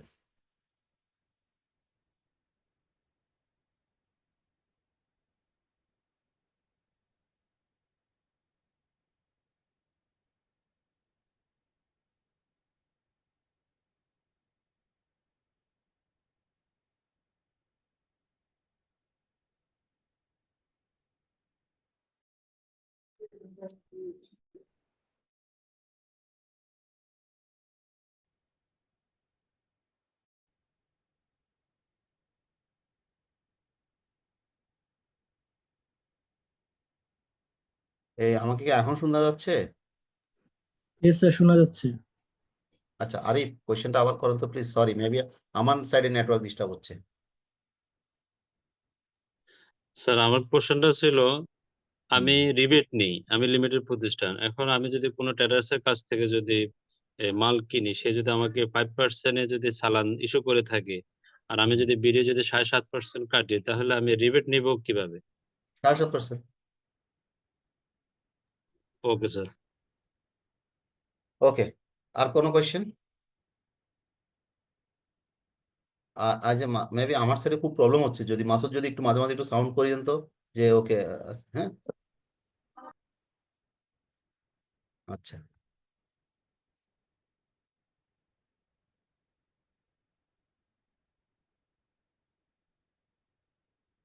আচ্ছা এখন দেখেন যারা উইথহোল্ডিং করে রাখবে, যারা আপনার ভ্যাট ডিডাক্ট করে রাখবে, তাদের তাদের দায়িত্বটা কি? আপনি কি শুধু ডিডাকশন করে রাখলেই হবে? আমাকে শোনা যাচ্ছে? সজীব জি স্যার। ইয়েস স্যার, শোনা যাচ্ছে। সজীব কি শোনা যাচ্ছে আমাকে? ইয়েস স্যার, শোনা যাচ্ছে। আচ্ছা ওকে প্লিজ। মনে করেন role of VAT withholding entity, যা যে আপনি যে ভ্যাটটা তো ডিডাক্ট করে রাখলেন, তাহলে আপনার কাজটা কি? ডিডাক্টেড ভ্যাট, খেয়াল করেন, deducted shall be deposited to the government treasury within 7 days after the end of said tax period concerned. আপনি যে ভ্যাটটা ডিডাক্ট করবেন সারা মাসে, মাসের 1 তারিখ থেকে মাসের 31 তারিখ বা 30 তারিখ বা 28 বা 29 তারিখ পর্যন্ত আপনি যে ভ্যাটটা ডিডাক্ট করে রাখবেন, আপনার দায়িত্ব, উইথহোল্ডিং এন্টিটির দায়িত্ব হচ্ছে যে পরবর্তী মাসের 7 তারিখের মধ্যে, আবারও বলি পরবর্তী মাসের 7 তারিখের মধ্যে গভর্নমেন্টের ট্রেজারিতে জমা দিয়ে দেওয়া। এক সময়, আমি লাল কালি দিয়ে কেটে রাখছি, এক সময় ছিল যে আপনি 15 দিনের ভিতরে জমা দিতে পারতেন, deduction government within the 15 days. এখন সেটা চেঞ্জ করে গত ফিনান্স সেক্টর অথবা আগে গত 2 ফিনান্স সেক্টর আগে সেটা বলছে যে 15 ডেজ না, 7 দিনের মধ্যে, মানে 1 তারিখ থেকে 31 তারিখ পর্যন্ত যে ভ্যাটগুলো আপনি উইথহোল্ড অর ডিডাক্ট করে রাখবেন, সেই ডিডাক্টেড ভ্যাট অ্যামাউন্টটা আপনি পরবর্তী মাসের 7 তারিখের মধ্যে গভর্নমেন্ট ট্রেজারিতে জমা দিয়ে দিবেন। This is your responsibility. Issue the VAT deduction certificate, এই যে আপনি ভ্যাট ডিডাক্ট করছেন সেটা 6 দিনের উইদিন 3 দিনের মধ্যে আপনাকে ভ্যাট সার্টিফিকেট প্রোভাইড করতে হবে। ট্রেজারি চালান and BDS certificate send to the VAT circle office, আপনি যে যে ট্রেজারি চালানের মাধ্যমে গভর্নমেন্টকে টাকা দিয়েছেন এবং যে বিডিএস সার্টিফিকেটের মাধ্যমে আপনি বিডিএস সার্টিফিকেট দিয়েছেন, এগুলো আপনি রেসপেক্টিভ ভ্যাট সার্কেল অফিসে আপনি জমা দিয়ে দিবেন 1 copy. VAT deducting authority should not adjust the VAT return to show the treasury deposit of the return. এটা রিটার্নের সাথে অ্যাডজাস্ট করতে পারবেন না, রিটার্নে শুধুমাত্র ডিসক্লোজ করবেন। দ্যাট ইজ আপনি যে রিটার্নের মাধ্যমে যে ভ্যাটের পেয়েবলটা দিবেন বা ওইটার সাথে একসাথে অ্যাডজাস্ট করতে পারবেন না, সেটা শুধু আপনি রিটার্নে ডিসক্লোজ করবেন। মোদ্দা কথা হচ্ছে যে আপনার নেট পেয়েবল সেলস ভ্যাট আপনি দিবেন আপনার রিটার্নের সাথে, কিন্তু আপনি যে ভ্যাটগুলো উইথহোল্ড করে রাখবেন সেটা রেসপেক্টিভ পরবর্তী মাসের 7 তারিখের ভিতরে আলাদাভাবে জমা দিবেন। যদি আপনি ডিডাক্ট না করেন, আপনি সাপ্লায়ার থেকে ভ্যাট কাটলেন না, যার থেকে কাটলেন না সে এবং আপনি দুইজনই liable. Deducting authority and supplier both are liable. আপনি বলতে পারেন না যে সাপ্লায়ার হিসেবে ভাই ওদেরকে ওরা পেমেন্ট দেওয়ার সময় কাটে না, ওরা রেসপন্সিবল। নো, আপনি ওরা যদি না কাটে তাও আপনার লাইবেল, আর আপনি যদি না কাটেন তাও আপনি liable. If deducting authority not deducted the respective VAT, then he will be liable to pay 2% of the half yearly interest. আপনি যদি ডিডাক্ট না করেন, হ্যাঁ, সে যে টাকাটা ডিডাক্ট করেন না সেটা 2%, 2%, 6 মাস হাফ ইয়ারলি ইন্টারেস্টেড 2% করে আপনাকে সেটা আপনার liable to pay. If deducting authority not deposit to the deducted money to the government, আপনি যে ডিডাক্ট করলেন সে ডিডাকশন মানিটা যে পার্সনটা, যে অফিসের যে অ্যাপি পার্সন যে ডিডাক্ট করলো ডিডাকশনটা গভর্নমেন্টে জমা দিল না, তাহলে তাকে 25,000 টাকা পার্সোনালি ফাইন করবে। আচ্ছা, এটা আমরা বলে ফেলছি, ওই এসআরও আমাদের ইতে আসছে যে 7 তারিখের ভিতরে আমাদেরকে জমা দিতে হবে। এই দেখেন আমরা যে ট্যাক্স ডিডাকশন সার্টিফিকেটটা, একটা স্ক্রিন দেখা যাচ্ছে ট্যাক্স ডিডাকশন সার্টিফিকেট। জি স্যার। হ্যাঁ, এই যে 6.6, এই 6.6 আপনার ট্যাক্স যে ডিডাক্ট করছেন, উৎসে কর্তনকারী সংস্থার নাম কে করতেছেন, হ্যাঁ, আপনি ঠিকানা, কার থেকে কাটতেছেন তার বিন নাম্বার, যে সরবরাহকারী যে গুডস প্রোভাইড করছে তার নাম, তার বিন নাম্বার, কত নাম্বার সবসময় চালানপত্র, কত টাকার প্রোডাক্ট দিচ্ছে, ডিডাকশনের টাকাটা কত, উৎস কত টাকা কত, এই ইনফরমেশন গুলো আপনাকে 6.6 মাধ্যমে ট্যাক্স চালান আপনাকে প্রোভাইড করতে হবে। স্যার আমার একটা কোশ্চেন ছিল স্যার। হ্যাঁ বলেন, কোশ্চেন থাকলে। স্যার কোশ্চেনটা হচ্ছে বলছিলেন যে ওই বিডিএসটা যদি আমি 7 দিনের ভিতরে যদি ট্রেজারি চালান না কাটি, বা আমি তো জানি যে ট্রেজারি আমাকে পরবর্তী মাসে 15 তারিখের মধ্যে কেটে জমা দিতে হবে। আমি যদি 15 তারিখের ভিতরে কাটি তাহলে হবে স্যার? 7 দিনের মধ্যে, আরিফ 7 দিনের মধ্যে। আর স্যার এসডি এর জন্য আলাদা কোড, তারপরে ব্যাটের জন্য কোড, সেক্ষেত্রে ব্যাট আর বিডিএস এর একই কোড কেন sir? Why you mute yourself? Please unmute yourself first. Sir বলছিলাম কি You still in BDS, mute. Sir BDS এর কোড আর ভ্যাটের কোড স্যার একই কোডে জমা দিতে হয় কেন স্যার? কারণ এসডি এর জন্য স্যার আলাদা কোড। আমি আপনার কোয়েশ্চেনটা বুঝি নাই। স্যার আমরা যে ট্রেজারি হ্যাঁ, এটা আইনে বলা আছে সেই জন্য। এই জন্য। ও Supplemented is a different code. That's true.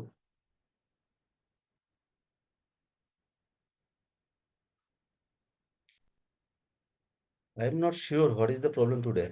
Maybe my side problem. Yes sir, আপনার নেট মাসুদ, প্রবলেম হচ্ছে।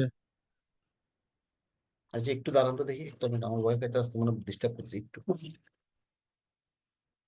এই আমার ওয়াইফাই কি ডিস্টার্ব করতেছে?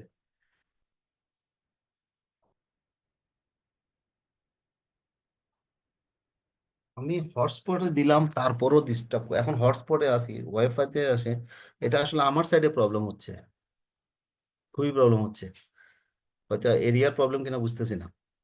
মাসুদ কিছু বলবেন? না স্যার, এখন ঠিক আছে, আপনি কন্টিনিউ করতে থাকেন। যদি নেটওয়ার্ক খুব ডিস্টার্ব করে দরকার হলে ক্লাস পোস্টপোন করব, সমস্যা নাই, নেক্সট ফ্রাইডে আমার ক্লাস আছে। কারণ আমার কথা হচ্ছে যে আমরা যদি বুঝাইতেই না পারি, আমি আমি তাহলে এটা খুবই ইম্পর্টেন্ট একটা টপিকস। স্যার এখন বোঝা যাচ্ছে স্যার, এখন কোনো ডিস্টার্ব হচ্ছে না।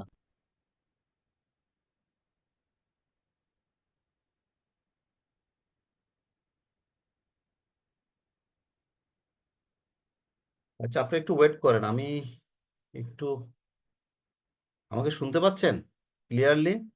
ইয়েস স্যার, এখন ক্লিয়ারলি শোনা যাচ্ছে।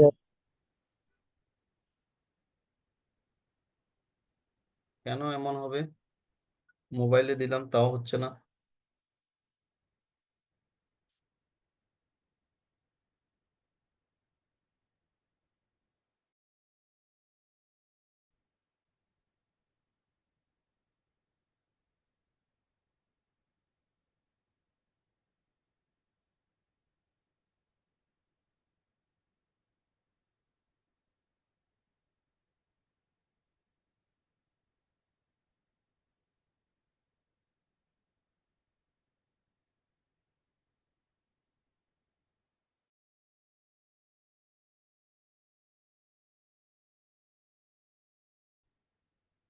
আমাকে শোনা যাচ্ছে?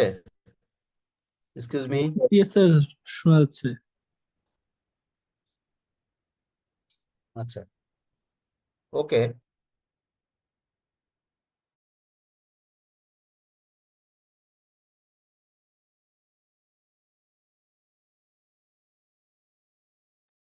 স্যার আবার প্রবলেম করতেছে। স্যার এবার তো কোনো কথাই শোনা যাচ্ছে না।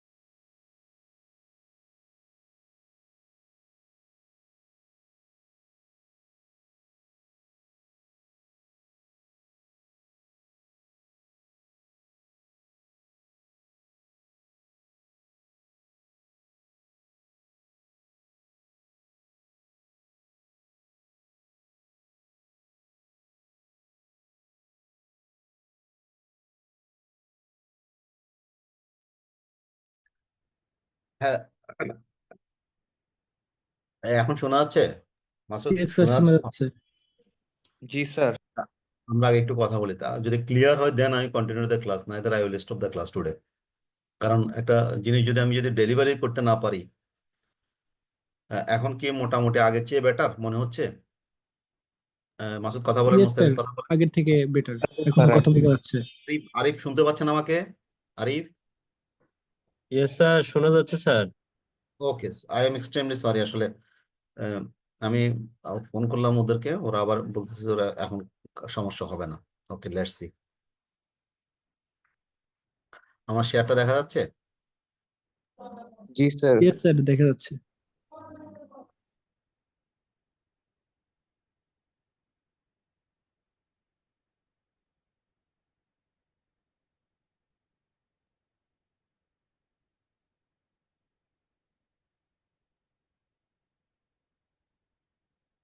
ওকে, প্রেজেন্টেশনটা স্ক্রিনটা আসছে? প্রেজেন্টেশনের স্ক্রিনটা? জি স্যার, আসছে। জি স্যার।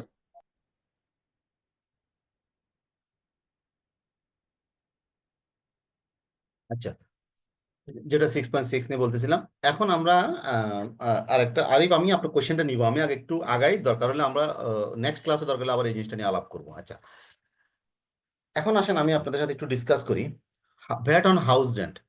এই একটা জিনিস একটু এক্সেপশনাল মনে হয়, সেই জন্য আমি জিনিসটা নিয়ে আসছি। এসআরও 141, আমরা এই এসআরওটা একটু দেখে নিব। এখন এটা কি বলছে? বলতেছে যে tenant is liable to pay the VAT for any for any house and structural rent of the rate at 15%। সাধারণত আমরা যখন কোনো একটা এই, বাসা অথবা অফিস ভাড়া নিই, আমরা ভাড়াটিয়া যারা ভাড়া থাকি তারা রেসপেক্টিভ মালিককে আমরা সেটার এগেনস্টে রেন্ট দিয়ে থাকি। ওকে, আমরা যারা কমার্শিয়াল পারপাস বা এই এখন এই ভাড়াটা যদি আমরা কিছু স্পেসিফিক পারপাস যদি না হয়, স্পেসিফিক না হলে তাহলে সেটার উপরে ভ্যাট হয় না। যেমন সেটা কি কি? Tenant is liable to pay. প্রথম কথা হচ্ছে যে একটা সময় একটা কোয়েশ্চেন এসে দাঁড়াইছিল, এই জিনিসটা কেন আমি বলতেছি যে ভ্যাট কে পে করবে। মনে করেন যে সে টেনেন্ট করবে নাকি ল্যান্ড ওনার বা মালিক ভ্যাটটা পে করবে। প্রথম প্রথম আমরা যখন এই ভ্যাটের এই জিনিসটা আসে তখন একটা কনফিউশন ছিল, পরবর্তীতে এটা কনফার্ম হচ্ছে যে ভাড়াটিয়াই ভ্যাটটা পে করবে। আচ্ছা, সেটা রেট হবে কত? 15%। তবে এই নিচের এই ক্ষেত্রে ভ্যাট হবে না। But following cases VAT is এক্সাম্পটেড। কোন কোন ক্ষেত্রে VAT এক্সাম্পটেড? when any VAT register or enlisted manufacturer rent any factory premises। আপনি যদি ফ্যাক্টরির জন্য, খুব মনোযোগ দিয়ে খেয়াল করেন, যদি ফ্যাক্টরির জন্য কোনো প্রিমিসেস আপনি যদি ভাড়া নিয়ে থাকেন, সে ফ্যাক্টরি প্রিমিসেসের ভাড়ার কোনো ভ্যাট হবে না। যদি আপনি যে রেন্টটা নিয়েছেন এটা যদি ফুললি রেসিডেন্সিয়াল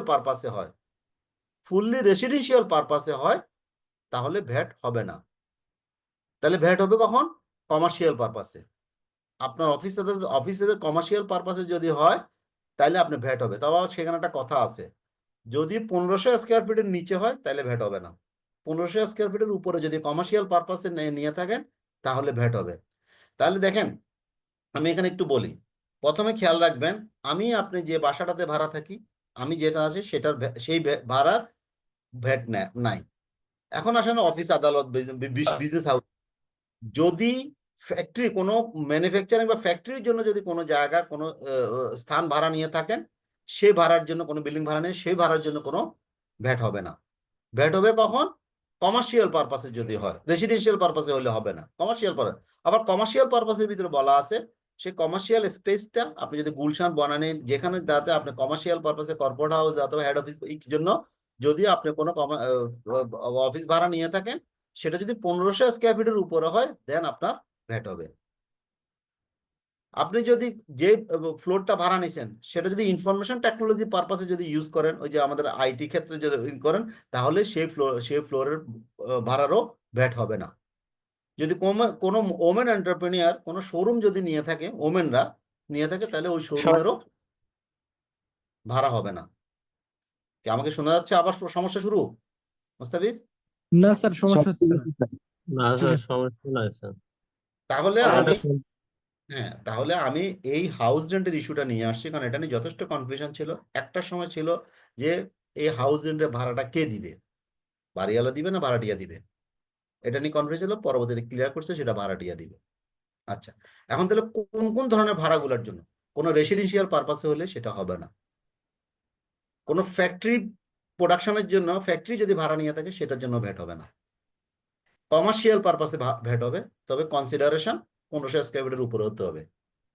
যদি কমার্শিয়াল স্পেসটা যদি কোনো ইনফরমেশন টেকনোলজির কাজে ব্যবহার হয়, তাও ভ্যাট হবে না। যদি আরেকটা কথা, যারা ওমেন, তাদের ওমেন এন্টারপ্রেনারদেরকে তারা যদি কোনো শোরুম যদি ভাড়া নিয়ে থাকে, তাহলে সেটারও ভ্যাট হবে না। তাহলে এগুলো ছাড়া সোজা কথা হচ্ছে, বেসিক কথা যদি বলে থাকে এক বাক্যে যদি বলি, শুধুমাত্র 1500 স্কয়ার ফিটের উপরে কমার্শিয়াল পারপাসে যদি কোনো ভাড়া নেওয়া হয় সেটারই ভ্যাট হবে, এবং সেই ভ্যাটটা দিবে যে কনজিউম করতে, যে ভাড়া থাকতেছে সেই ভ্যাটটা দিবে। ক্লিয়ার সবাই? স্যার একটা কোশ্চেন ছিল স্যার। হ্যাঁ বলেন আরিফ। স্যার ম্যানুফ্যাকচারিং প্রতিষ্ঠান, এখন ওদের যদি হেড অফিস যদি গুলশানে হয়, আর এটা যদি 1500 স্কয়ার ফিটের উপরে বেশি হয়, তাহলে কি ব্যাট দিতে হবে?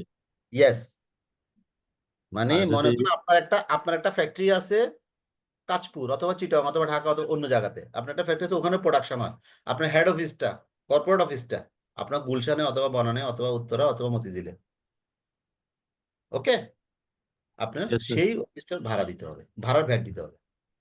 স্যার এই ক্ষেত্রে কি কোনো ট্যাক্স যদি ট্যাক্সের বেলায় কোনো ট্যাক্স ট্যাক্স কাউন্ট ডিফারেন্ট হবে? ডিসকাশন, ট্যাক্সের মতো চলবে। ওইটা ভ্যাটে, ওটা ওই ভাড়াটিয়া থেকে, ওটা মালিক থেকে কাটবেন।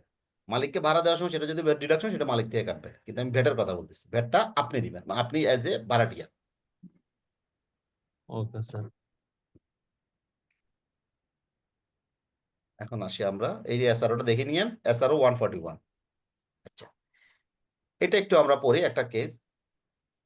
VAT on house rent, commercial পারপাসে মনে করেন, we pay 55,000 for office rent and also pay the other charges 10,000 for lift and security charge. মনে করেন আপনি গুলশানে একটা অফিসে 1500 স্কয়ার ফিটের উপরে একটা কমার্শিয়াল স্পেসে আপনি অফিস করেন, আপনি ভাড়া নিছেন।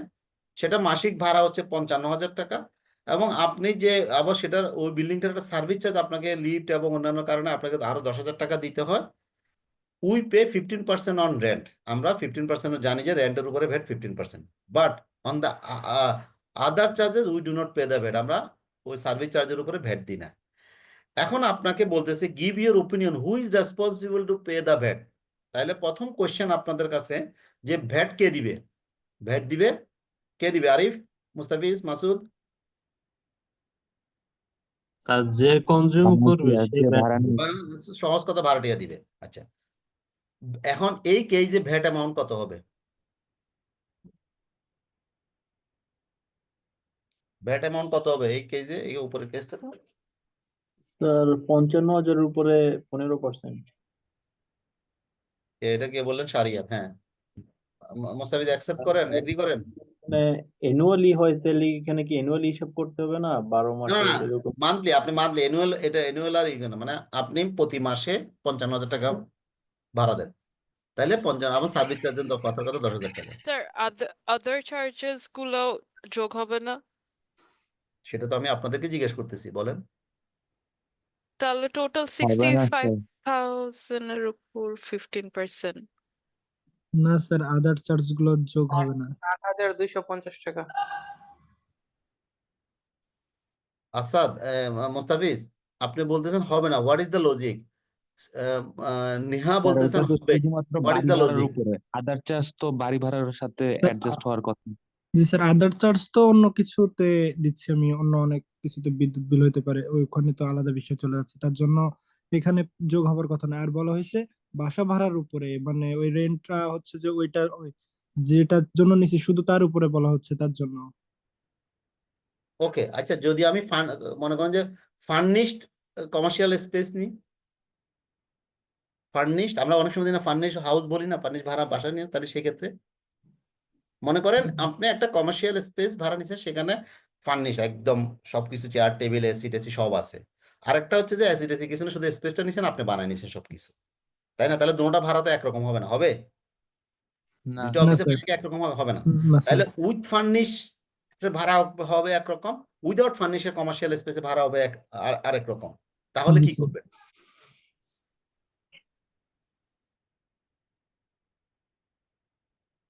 এখানে যে কথাটা সেটা হচ্ছে যে আমাদের যে অবজারভেশন যে আমাদের সার্ভিস চার্জের উপরে ভ্যাট হবে কি হবে না, এটাই তো আমাদের প্রবলেম। ঠিক 55 এর উপরে যে ভ্যাট হবে এটা নিয়ে নো ডাউট, এটা কি কারো সন্দেহ আছে? না 55 স্যার। No, sir. এটা নিয়ে কারো সন্দেহ নাই। এখন কথা হচ্ছে যে সার্ভিস চার্জের উপরে ভ্যাট হবে কি হবে না।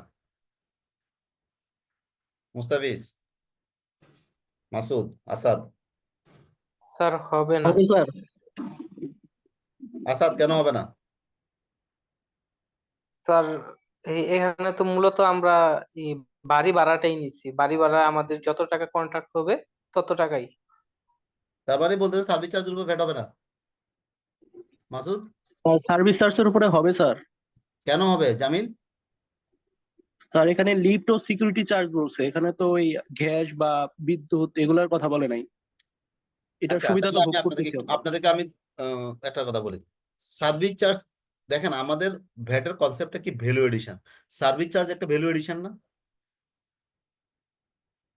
আপনি তো ভ্যালুয়েট করতেছেন। হ্যাঁ, Gee, G sir. Sir. Hmm. Because lift or security charges তো at the end of the day মানে যারা ভাড়াটিয়ারা আছে ওটা তো ওদের ভ্যালু তো অ্যাড কনজিউম করতেছে। করতেছে, he is the consumer, rightly নেয়ার, একদম রাইট জায়গাটাতে যাচ্ছে। যে আপনি তো কনজিউম করতেছেন, আমাদের কনসেপ্ট কি, consumer will pay the VAT. তাহলে আমি কি সার্ভিস কনজিউম করতেছি? তো আপনি লিফটে ইউজ করতেছেন, আপনি ওখানে দারোয়ানের ফ্যাসিলিটি ইউজ করতেছেন, আপনার প্রতিষ্ঠানটা সিকিউর আছে সেটা ইউজ করতেছেন। হ্যাঁ, তাহলে আমাদের এই সার্ভিস চার্জের উপর গভর্নমেন্ট কি দেখবে? যে গভর্নমেন্ট দেখতেছে যে এখানে ইকোনমিক অ্যাক্টিভিটিস হচ্ছে কিনা। এই ইকোনমিক অ্যাক্টিভিটিসে কনজিউমার কোনো কোনো কোনো জিনিস ইউটিলিটি এনজয় করতেছে কিনা, তাহলে অবশ্যই সেটার উপরে ভ্যাট হবে। তার মানে আমরা বলতেছি সার্ভিস চার্জের উপরে ভ্যাট হবে। ঠিক কিনা সবাই? আমার এই যুক্তি মানেন সবাই? Yes sir. আচ্ছা, তাহলে এখন আমি আপনাদেরকে আরেকটা কথা বলি তাইলে। আচ্ছা, এই যে সার্ভিস চার্জের মধ্যে আমরা কেন সার্ভিস চার্জ দিই? সাধারণত আমরা যে বাসাগুলো থাকি বা অফিসে থাকি ওখানে আমরা পাওয়ার বিল, এই কমন ইলেকট্রিসিটি, মনে করেন যে এটা মনে করেন যে 20,000 স্কোয়ার ফিটের একটা অফিস, আমি 5,000 স্কোয়ার ফিট ভাড়া নিলাম, তাইলে আমি 5,000 স্কোয়ার ফিটের অনুপাতে গ্যাস বিল, পাওয়ার বিল ওগুলো আমরা পে করব, দারোয়ানের বিল এগুলো আমরা পে করবো, তাই না? ওইটাই তো সার্ভিস চার্জ মিন করে, প্রপোর্শনাল। এখন আমি আপনাদেরকে বলি, ওই যে কমন যে ইলেকট্রিসিটি বিল, কমন যে গ্যাস বিল, কমন যে ওয়াটার বিল, এই যে কমন গ্যাস বিল, ওয়াটার বিল এবং ইলেকট্রিসিটি বিল পে করার সময় সেখানে ভ্যাট আছে না? ভ্যাট ছাড়া কি কোনো ইলেকট্রিসিটি বিল হয়? ভ্যাট ছাড়া কি কোনো গ্যাস বিল হয়? ভ্যাট ছাড়া কি কোনো ওয়াটার বিল হয়? না না স্যার। স্যার। তাহলে আমরা ভ্যাটের উপরে ভ্যাট হয়ে যাচ্ছে না? Yes yes sir. স্যার। তাহলে কি হবে? নেহা বলেন আবার। আমি বলেন আপনি। আপনি তো বললেন যে সার্ভিস চার্জের উপর ভ্যাট হবে। আমি যখন আপনাকে যে যুক্তিটা দিচ্ছি, ওই সার্ভিস চার্জের মধ্যে তো আমার ইলেকট্রিসিটি বিল আছে, common electricity bill, gas bill আছে, ওয়াটার বিল আছে, ওখানে তো ভ্যাট আছে। তাহলে আপনি ভ্যাটের উপর ভ্যাট দিচ্ছেন না? জি স্যার, তাহলে তাহলে তো ডাবল হয়ে গেল। তাহলে তো ভ্যাট আনা, তাহলে কি করবেন? এই ক্ষেত্রে আপনারা এজ এ হিসাবে আপনি একটা প্ল্যানিং করবেন। প্ল্যানিংটা কিরকম? এই যে 10,000 টাকা সার্ভিস চার্জ দিচ্ছেন, সে 10,000 টাকার ভিতরে দেখবেন যে ইলেকট্রিসিটি বিল বাবদ কত বের করবেন, গ্যাস বিল বাবদ কত, ওয়াটার বিল বাবদ, মানে যেগুলো ভ্যাটেবল, সেগুলোকে আলাদা করবেন, বাকিটার উপরে ভ্যাট দিবেন। ক্লিয়ার সবাই? Yes sir. This is the একদম রিয়েল, যেটা আমি আপনাদেরকে বললাম, প্র্যাকটিক্যালি আমরা এটাই করি আমরা। স্যার যে মানে সার্ভিস চার্জে যেগুলা অলরেডি মানে ভ্যাট দেওয়া আছে ওইগুলো এক্সক্লুড করে দিব। ইয়েস, কারণ আপনি তো মনে করেন এই যে 10,000 এর ভিতরে মনে করেন আপনার এই পাওয়ার বিল 2,000 টাকা, হ্যাঁ, গ্যাস বিল 1,000 টাকা, ওয়াটার বিল 500 টাকা, এটাকে আলাদা করে অন্যগুলোর উপরে আপনি 15% ভ্যাট দিয়ে দিবেন। কারণ এগুলোর উপরে অলরেডি আপনি ভ্যাট দিয়ে দিচ্ছেন, এটা তো ভ্যাট সহ আপনি পেমেন্ট করতেছেন। ওকে, আই থিঙ্ক আপনারা সবাই বুঝতে পারছেন আমি কোন পয়েন্টটাতে আপনাদেরকে হিট করতে চাচ্ছিলাম। আচ্ছা, ইয়েস স্যার, বুঝতে পারছি। এটা আমরা জাস্ট কথাবার্তা যেগুলো সেটা বলে দিছি। এখন আসেন আমরা এই কেসটা খুব মনোযোগ দিয়ে দেখি, প্লিজ আমরা সবাই এই কেসটা একটু মনোযোগ দিয়ে দেখবো। Dhaka university purchase on one vehicle, একটা অটোনোমাস বডি ঢাকা ইউনিভার্সিটি, সে একটা গাড়ি পারচেস করবে। At the time of payment, সে একটা গাড়ি পারচেস করছে, এখন গাড়িটা পেমেন্টটা দিবে। At the time of payment what will be the role of accounts department regarding VDS? যে ঢাকা ইউনিভার্সিটি যে অ্যাকাউন্টস ডিপার্টমেন্ট আছে, সেই পেমেন্টটা করার সময় তার অ্যাক্টিভিটিস কি হবে? এখানে অ্যাকাউন্টস ডিপার্টমেন্ট বলতে কমার্স ফ্যাকাল্টি বোঝাচ্ছে নাকি তাদের অ্যাকাউন্টস ডিপার্টমেন্ট বোঝাচ্ছে? Mustafiz, Arif, sir accounts department. Accounts department এটা আবার মনে করেন না কমার্স ফ্যাকাল্টি মনে করতেছেন, তাই না? না কমার্স স্যার, ফ্যাকাল্টি যে accounting অ্যাকাউন্টিং আছে সেটা অ্যাকাউন্টিং ডিপার্টমেন্ট না, মানে না। তাদের অ্যাকাউন্ট যেখানে হিসাব নিকাশ রাখে, তাদের রোলটা কি হবে রিগার্ডিং ভিডিএস এর, ইফ ঢাকা ইউনিভার্সিটি প্রত্যেকটাকে আলাদা আলাদা আলাদা কনসিডারেশন ধরবেন। প্রথম কথা, buy this car from one vehicle manufacturing entity at 15% VAT rate with VAT চালান। সে এই যে ঢাকা ইউনিভার্সিটি গাড়িটা কিনছে, কার থেকে কিনছে? একটা ম্যানুফ্যাকচারিং এন্টিটি থেকে কিনছে। লোক, খুব মনোযোগ দিয়ে খেয়াল করেন, ম্যানুফ্যাকচারিং এন্টিটি থেকে কিনছে। কত রেটে কিনছে? 15% ভ্যাটে কিনছে, রেটে কিনছে। এবং সে বিল ওই ওই যে বিলটা ঢাকা ইউনিভার্সিটির কাছে আসছে সেখানে 6.3 ভ্যাট চালান আছে। ওকে, এখন আমি আপনাদের কাছে কোয়েশ্চেন, ঢাকা ইউনিভার্সিটি পেমেন্টটা করার সময় ভিডিএস করবে কি করবে না?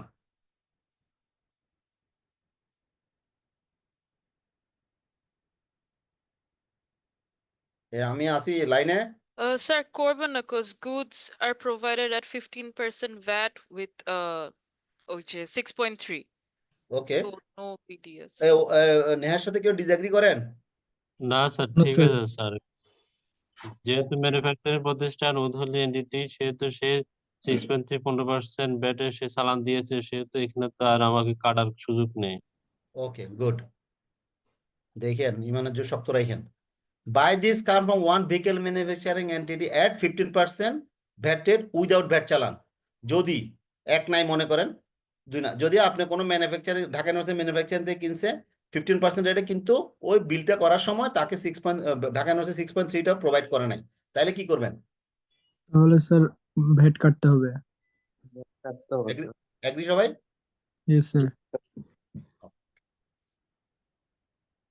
Buy this car from one vehicle traders at 15% VATed with VAT challan, তাহলে কি করবেন?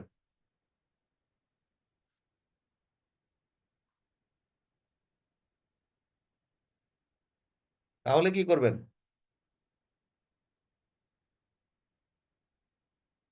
স্যার এখানে তো 50% রেটে যদি সে চালান দিয়ে থাকে, তাহলে তো ব্যাট কাটা যাবে না। আমাকে জিজ্ঞেস করতেছেন কেন? আপনারা বলেন, আপনাদের তো ইয়েস স্যার, এটা শেষ কাটা slide। যাবে না। এটা এই রিলেটেড লাস্ট স্লাইড এটা। ওকে, এবার দেখি এটা বলেন।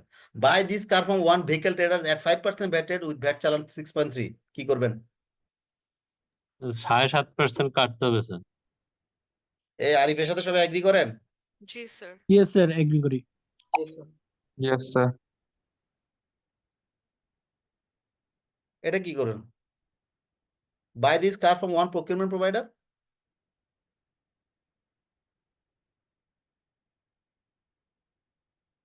স্যার এটাও 7.5% হবে VDS. আমরা সবাই ওর সাথে এগ্রি করি? মুস্তাফিজ, আরিফ, প্রোগ্রাম প্রোভাইডার হিসেবে আমি একটু কনফিউশন আছি। মুস্তাফিজ, স্যার এটাতে ভ্যাট কাটতে হবে 7.5%। এটা কোন রেফারেন্সে বলতেছেন? আপনি বলতে পারবেন? মুনতাহা, আপনি রেফারেন্স বলতে পারবেন? স্যার ওই যে একটা স্লাইড দেখিয়েছিলেন ইম্পোর্টার, স্লাইড কোনো রেফারেন্স না। হ্যাঁ বলেন, আপনাদেরকে আমি বলছি, আপনাকে যদি এখন জিজ্ঞেস করে এজ এ প্রফেশনাল স্টুডেন্ট হিসাবে হোয়াট ইজ দ্য রেফারেন্স, আপনি বলতে পারেন না যে আমার আমার মাহবুব স্যারের স্লাইড তো রেফারেন্স না। SRO 149। Yes sir. Yes sir. Okay, দেখেন আনসারটা দেখে নেন, ঠিক আছে? ইয়েস এটা স্যার, খুবই ঠিক আছে। খুবই একদম মানে আমি মনে করি আপনাদের মানে টোটাল যে আমি এতক্ষণ যে 1 ঘন্টা 1.5 ঘন্টা যাই বলছি, এতক্ষণ প্রায় 1.5 ঘন্টা যেটা বললাম, সেটার সামারি হচ্ছে যে এই কেস স্টাডিটা যদি এটা বুঝে থাকেন, আই বিলিভ আপনারা বুঝবেন। এটা খুব মানে হচ্ছে কি, আপনারা যখন আমি এক জায়গায় বলতেছি শুড নট বি, এক জায়গায় বলতেছি শুড বি, মানে এটা আমরা আসলে যত অনেকভাবে পড়াতে চেষ্টা করলাম, আমি নিজেও এখনো পড়লে এখনো মিসগাইড হই, কিন্তু একদম স্পেসিফিক যদি আমি যদি ধরে ধরে করি, আমি দুই ভাগে ভাগ করি, গুডস সার্ভিস, ফাইন। তাহলে গুডসটা দিচ্ছে কে, ম্যানুফ্যাকচারার না ট্রেডার? ওকে, দেন আসে সার্ভিস। সার্ভিসের ক্ষেত্রে আমি ওই এসআরওটা চোখের সামনে নিয়ে আসি, 43 এর মধ্যে আছে নাই, আছে নাই, থাকলে থাকলে without any consideration you must deduct the VAT. আর যদি না থাকে, না থাকে তাইলে 6.3 দিছে কিনা, দিছে, ভ্যাট কাটবো না, না দিলে কাটবো।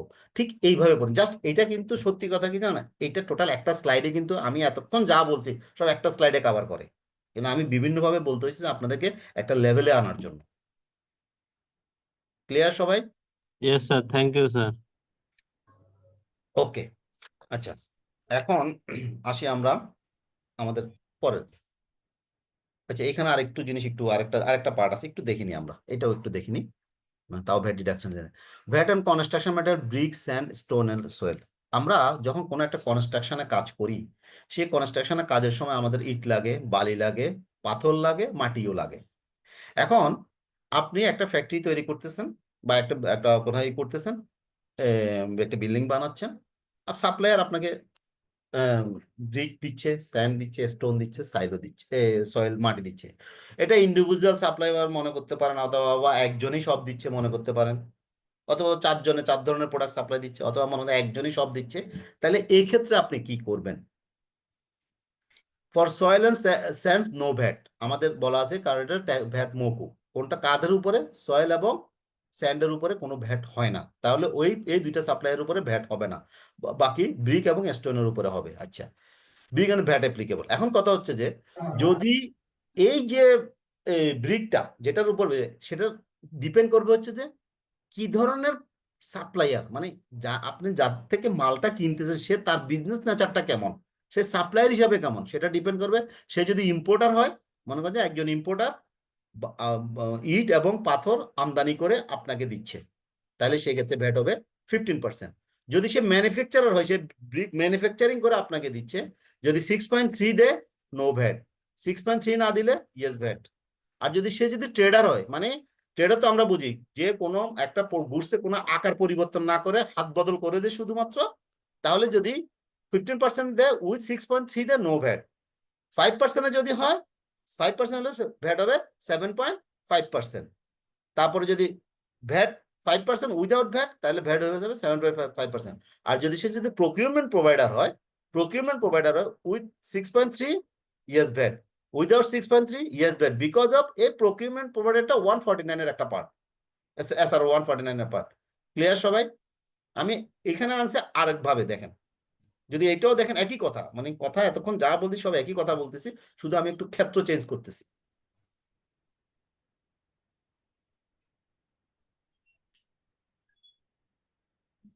বুঝে যাচ্ছে সবার? ইয়েস স্যার, বুঝতে পারছি sir.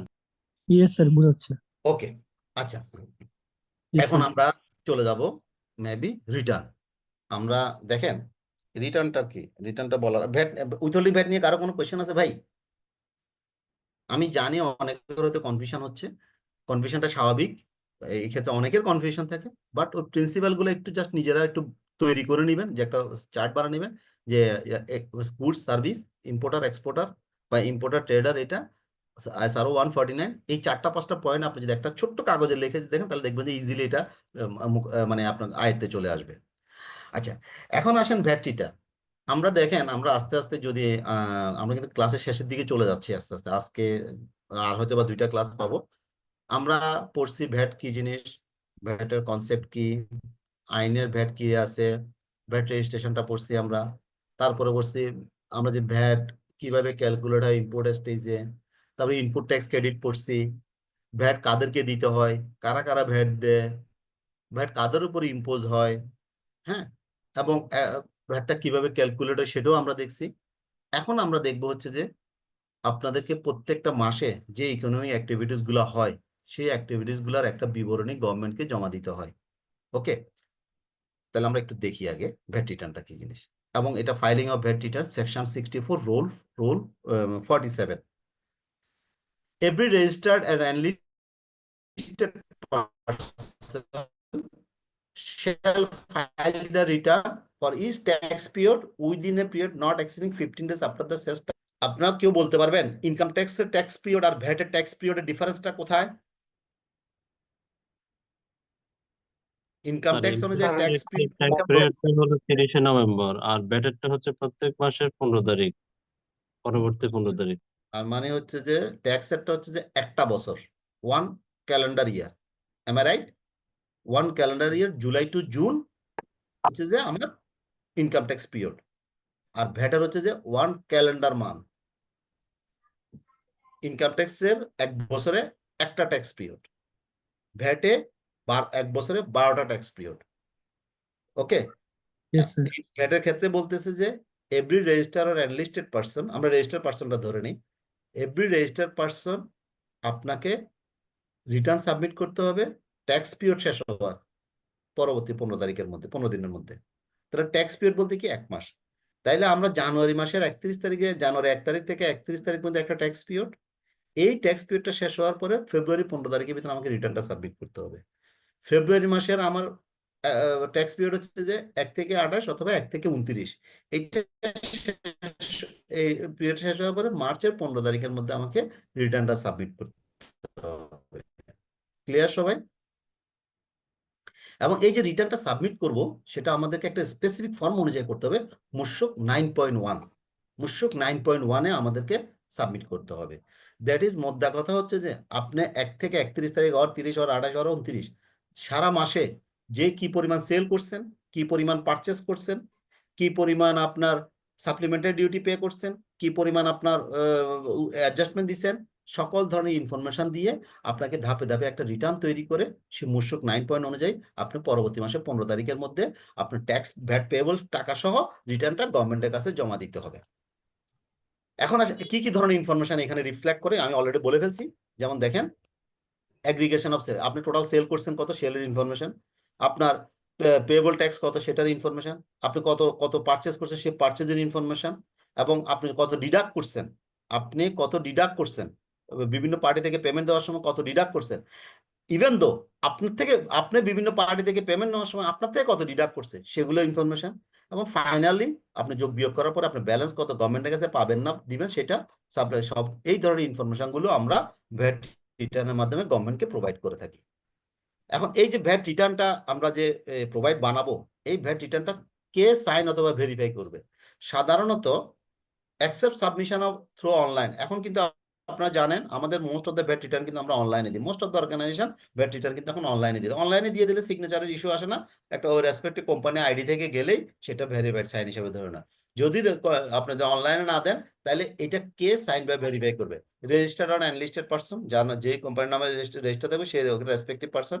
If said person not in Bangladesh, যদি বাংলাদেশ না হয় তাহলে তার এজেন্ট অথবা অথরাইজ পারসন সেটা করবে, পাওয়ার অফ অ্যাটর্নি যাকে দিবে সে সাইন করবে।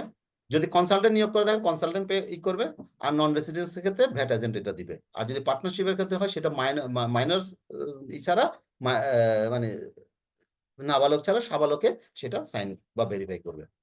Filing of VAT, place of, কোথায় জমা দিবেন সেটা, আপনি যে ভ্যাট রিটার্নটা বানাইছেন সেই রিটার্নটা কোথায় জমা দিবেন? অনলাইনে দিলে তাদের ওয়েবসাইটে দিবেন, হ্যাঁ, তাদের NBR at any place with the purpose এই ভ্যাট অনলাইন সিস্টেম তাদের এনবিআর থ্রু দ্য অনলাইনে দিবেন। যদিও না হয় তাহলে এনি কনভিনিয়েন্ট কাস্টমস অফিস আর এক্সাইজ অফিস আর ভ্যাট অফিসের ডিভিশনাল অফিসের মধ্যে আপনি ভ্যাট রিটার্নটা জমা দিয়ে আসবেন। Any service centre or design the NBR, কোনো সার্ভিস সেন্টারে যদি করে হয়, আর any fair conducted by the NBR. সাধারণত ভ্যাটের ক্ষেত্রে কোনো ফেয়ার হয় না, ট্যাক্সের ক্ষেত্রে হয় আয়কর মেলা, ভ্যাটের ক্ষেত্রে কোনো ভ্যাট মেলা হয় না, যদি হয় আর কি। অথবা এনবিআর কর্তৃপক্ষ যদি কোনো স্পেসিফিক প্লেসের কথা, আদার কোনো স্পেসিফিক প্লেসের কথা বলে দেয়, সেখানে যে আপনি রিটার্নটা জমা দিয়ে আসবেন। আপনি যে রিটার্নটা জমা দিবেন, এই যে আমরা যে বললাম পরবর্তী মাসের 15 তারিখের মধ্যে রিটার্ন যদি সাবমিট করতে আপনি না পারেন তাহলে সেক্ষেত্রে কি করবেন, আপনার করণীয়টা কি?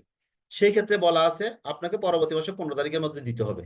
তাহলে আপনি যে পরবর্তী মাসে 15 তারিখের মধ্যে জমা দিতে যদি কোনো কারণে না পারেন, তাইলে রেসপেক্টিভ ট্যাক্স পিরিয়ড শেষ হওয়ার 7 দিনের মধ্যে,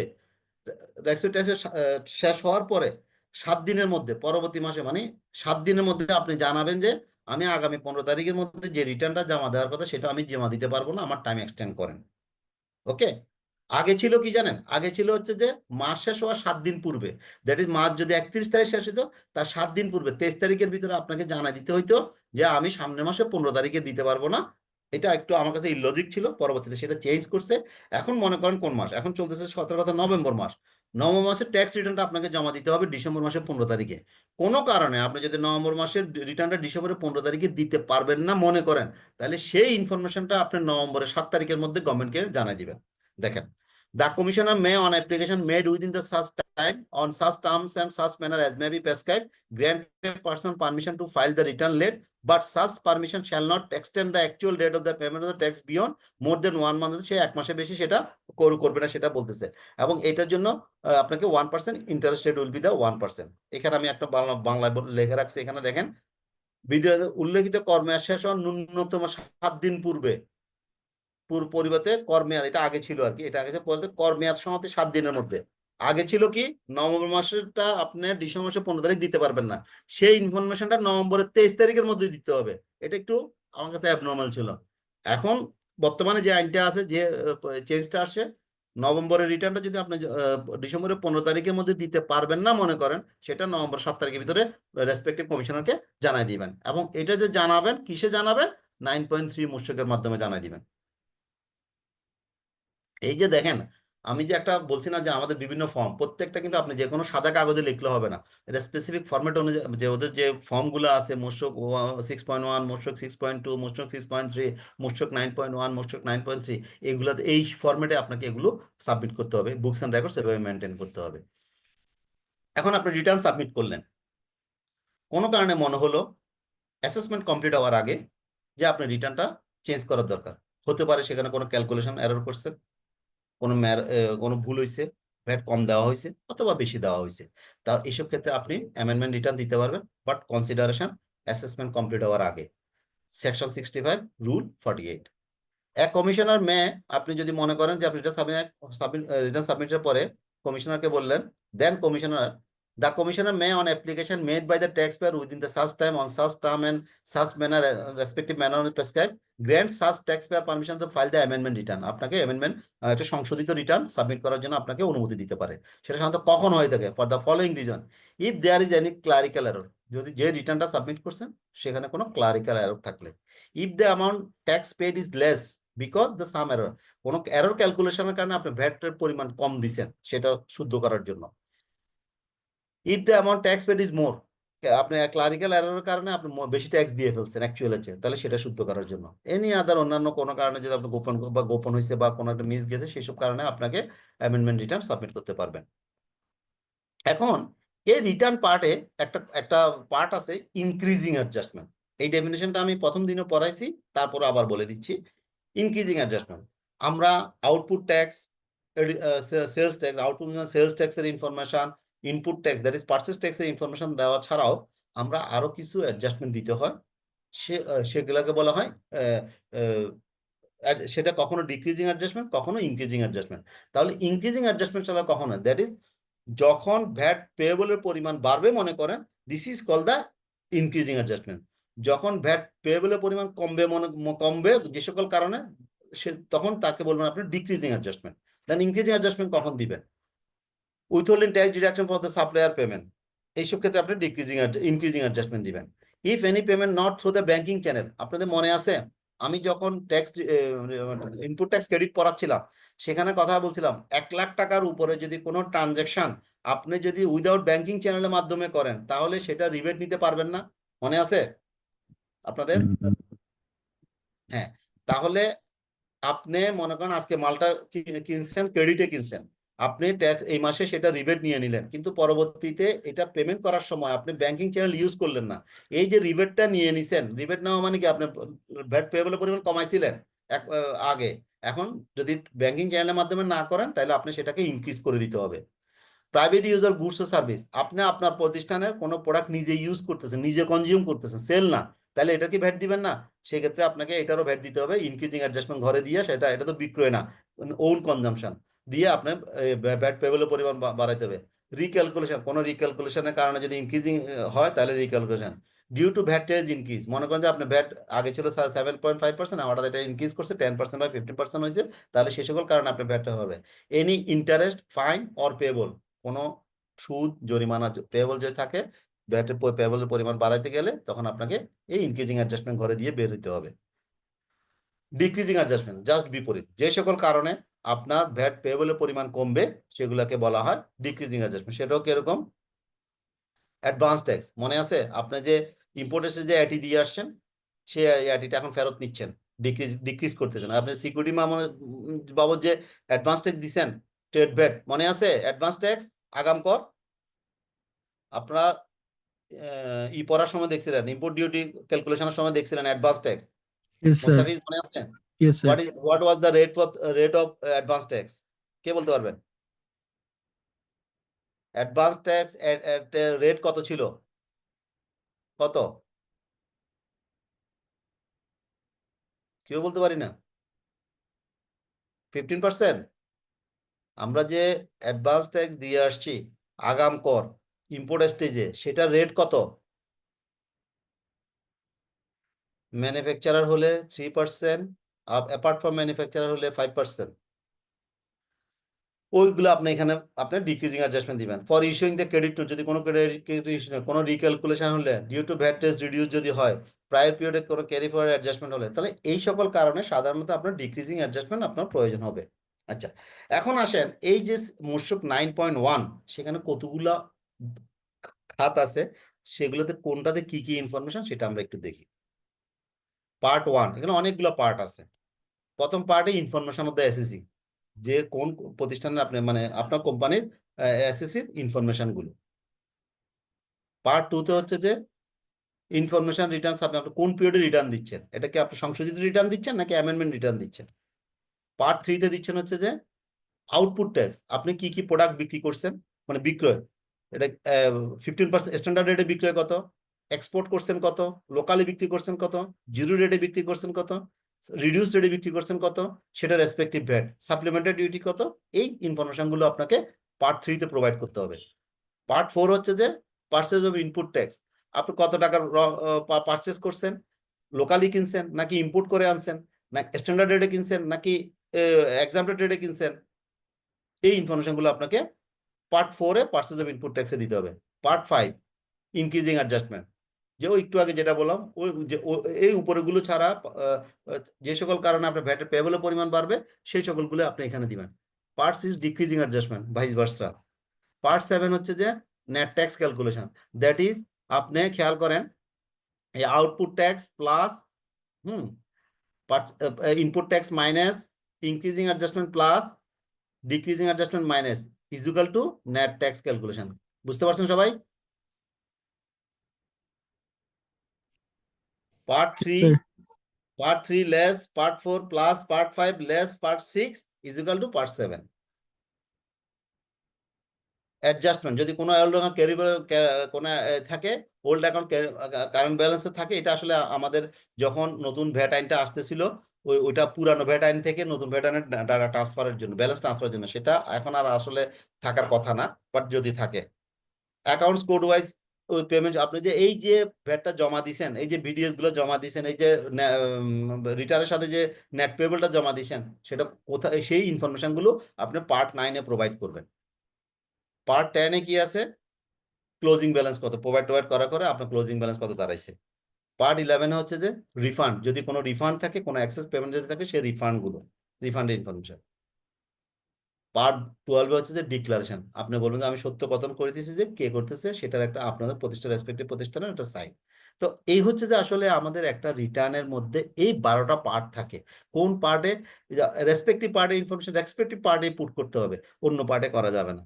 তো আমি আপনাদের বোঝার জন্য আমি একটা আরো একটু দেখাই, যে আরো একটু ডিটেলস করে। Part 1 information of the SSC, দেখছেন এখানে কি আছে পার্ট 1 এ, দেখেন আমরা বলছি এসএসসির ইনফরমেশন, আপনার বিল নাম্বার, আপনার কোম্পানির নাম, আপনার ঠিকানা, আপনি কি ধরনের প্রতিষ্ঠান, প্রাইভেট না পাবলিক, আপনি কি ধরনের প্রোডাক্ট প্রডিউস করেন, সেটা এখানে।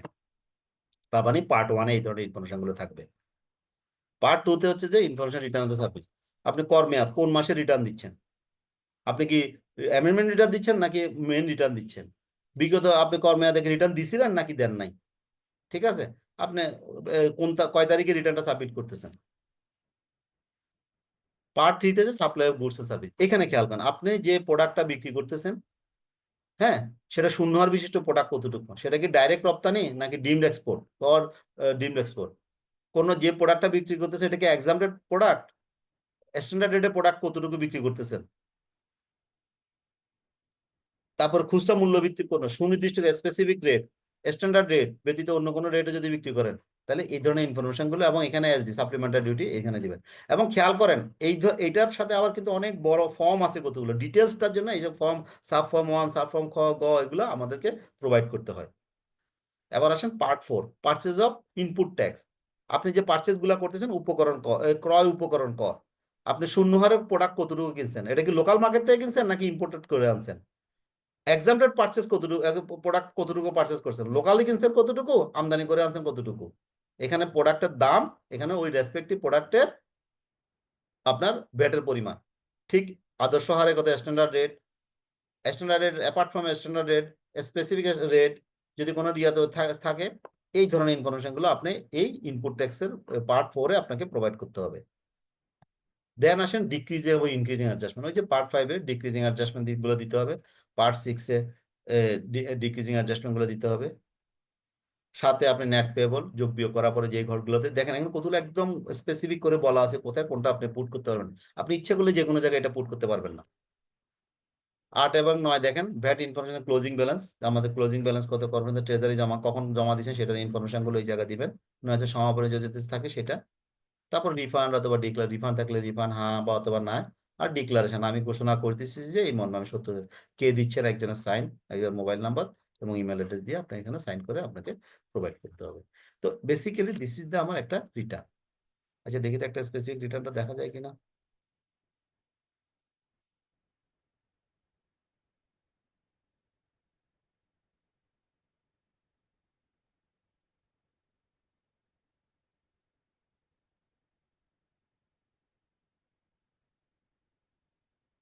দেখেন একটা আমি একদম লাইভ রিটার্ন দেখাচ্ছি।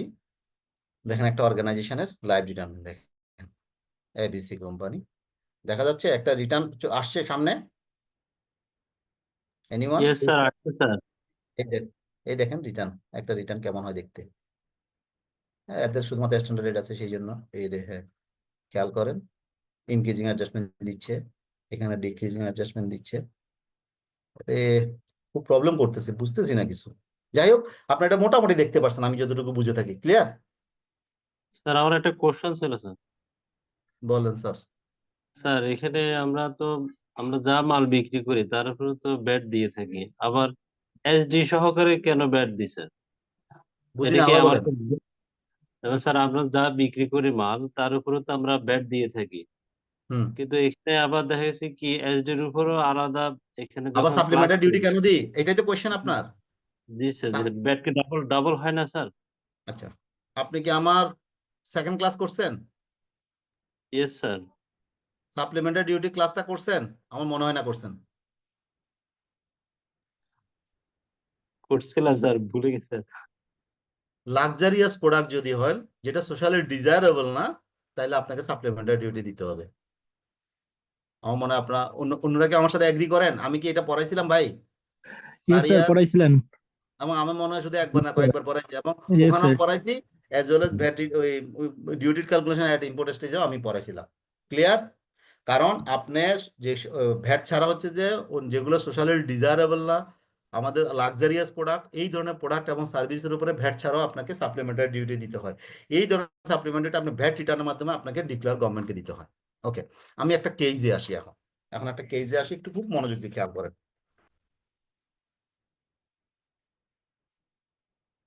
XYZ Limited engaged the cement manufacturing and supply business. During the month of August 2024, XYZ Limited transaction মানে আগস্ট মাসে একটা সিমেন্ট ম্যানুফ্যাকচারিং অর্গানাইজেশনের কিছু ট্রানজাকশন আমি আপনাদের সামনে নিয়ে আসলাম। টোটাল সেলস 105 মিলিয়ন, বলতেছে যে ওই মাসের টোটাল সেল হচ্ছে 105 মিলিয়ন। আউট অফ দিস এই 105 মিলিয়নের মধ্যে এক্সপোর্ট সেল হচ্ছে যে 5 মিলিয়ন। তাহলে লোকাল সেল কত?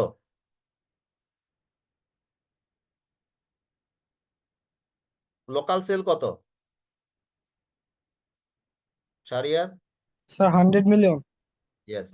এক্সামটেড পারচেস, আপনি যে পারচেস করতেছেন এক্সামটেড পারচেস 5 লাখ টাকা এট ইম্পোর্ট স্টেজ আমদানি করছেন, আমদানি এক্সামটেড মানে ভ্যাট এক্সামটেড কিছু গুডস ইম্পোর্ট করে আনছেন 5 লাখ টাকা।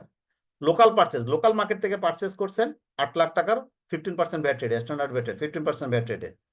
র মেটেরিয়াল পারচেজ করছেন, আমদানি করে আনছেন 70 মিলিয়ন, স্ট্যান্ডার্ড ভ্যাট রেট 15% রেটে। আদার লোকাল পারচেজ, আরো কিছু পারচেজ আপনি করতে হয়েছে লোকালি 5 মিলিয়ন, যেটা রিডাকশন রেটে করছেন, কোনোটা 5% করছেন, কোনোটা 7.5% করছেন, কোনোটা 10% করছেন। এভারেজ রেট আমি দিয়ে দিয়েছি সুবিধার জন্য 7.37%। VAT deducted at source 3 lakh টাকা against the payment of various supply. আপনি বিভিন্ন সাপ্লাই থেকে পেমেন্ট করার সময় 3 লাখ টাকা ভ্যাট ডিডাক্ট করে রাখছেন। Advance tax paid at import stage 2 million taka, আপনি আমদানি পর্যায়ে 2 লাখ টাকা সিকিউরিটি মানি রেখে দিয়েছেন এটি হিসাবে। আদার ভ্যাট পেড ডিক্রিজিং অ্যাডজাস্টমেন্ট, অন্যান্য কারণে ডিক্রিজিং অ্যাডজাস্টমেন্ট দিতে বলতেছে 20,000 টাকা। এখন আপনাদেরকে বলতেছে requirement, prepare the VAT return.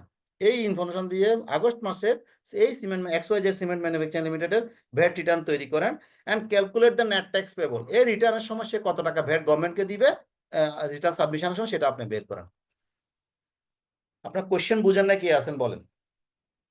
আবারও বলি, একটা সিমেন্ট ম্যানুফ্যাকচারিং অর্গানাইজেশন একটা মাসে তার কিছু ট্রানজাকশন দিছে, সে টোটাল সেল ওই মাসে 105 million. Out of 105 million, 5 million is the export sales. Then he purchased some, imported some purchase 5 lakh taka, local purchase 8 lakh taka at a standard rate, and raw material imported 770 million at a standard rate. Other purchase 5 million, reduced rate, average rate is the 7.3. VAT deducted at source against the payment 3 lakh টাকা, এটি paid করছেন 2 million টাকা, আরো অন্যান্য decreasing adjustment একটা হয়তো বা কোনো ভুল বা কোনো ফাইন টাইম, এই জন্য ডিক্রিজিং অ্যাডজাস্টমেন্ট 20,000 টাকা। এখন question is the prepare the VAT return and what amount this manufacturing organization paid at the time of submission of return. পারবেন?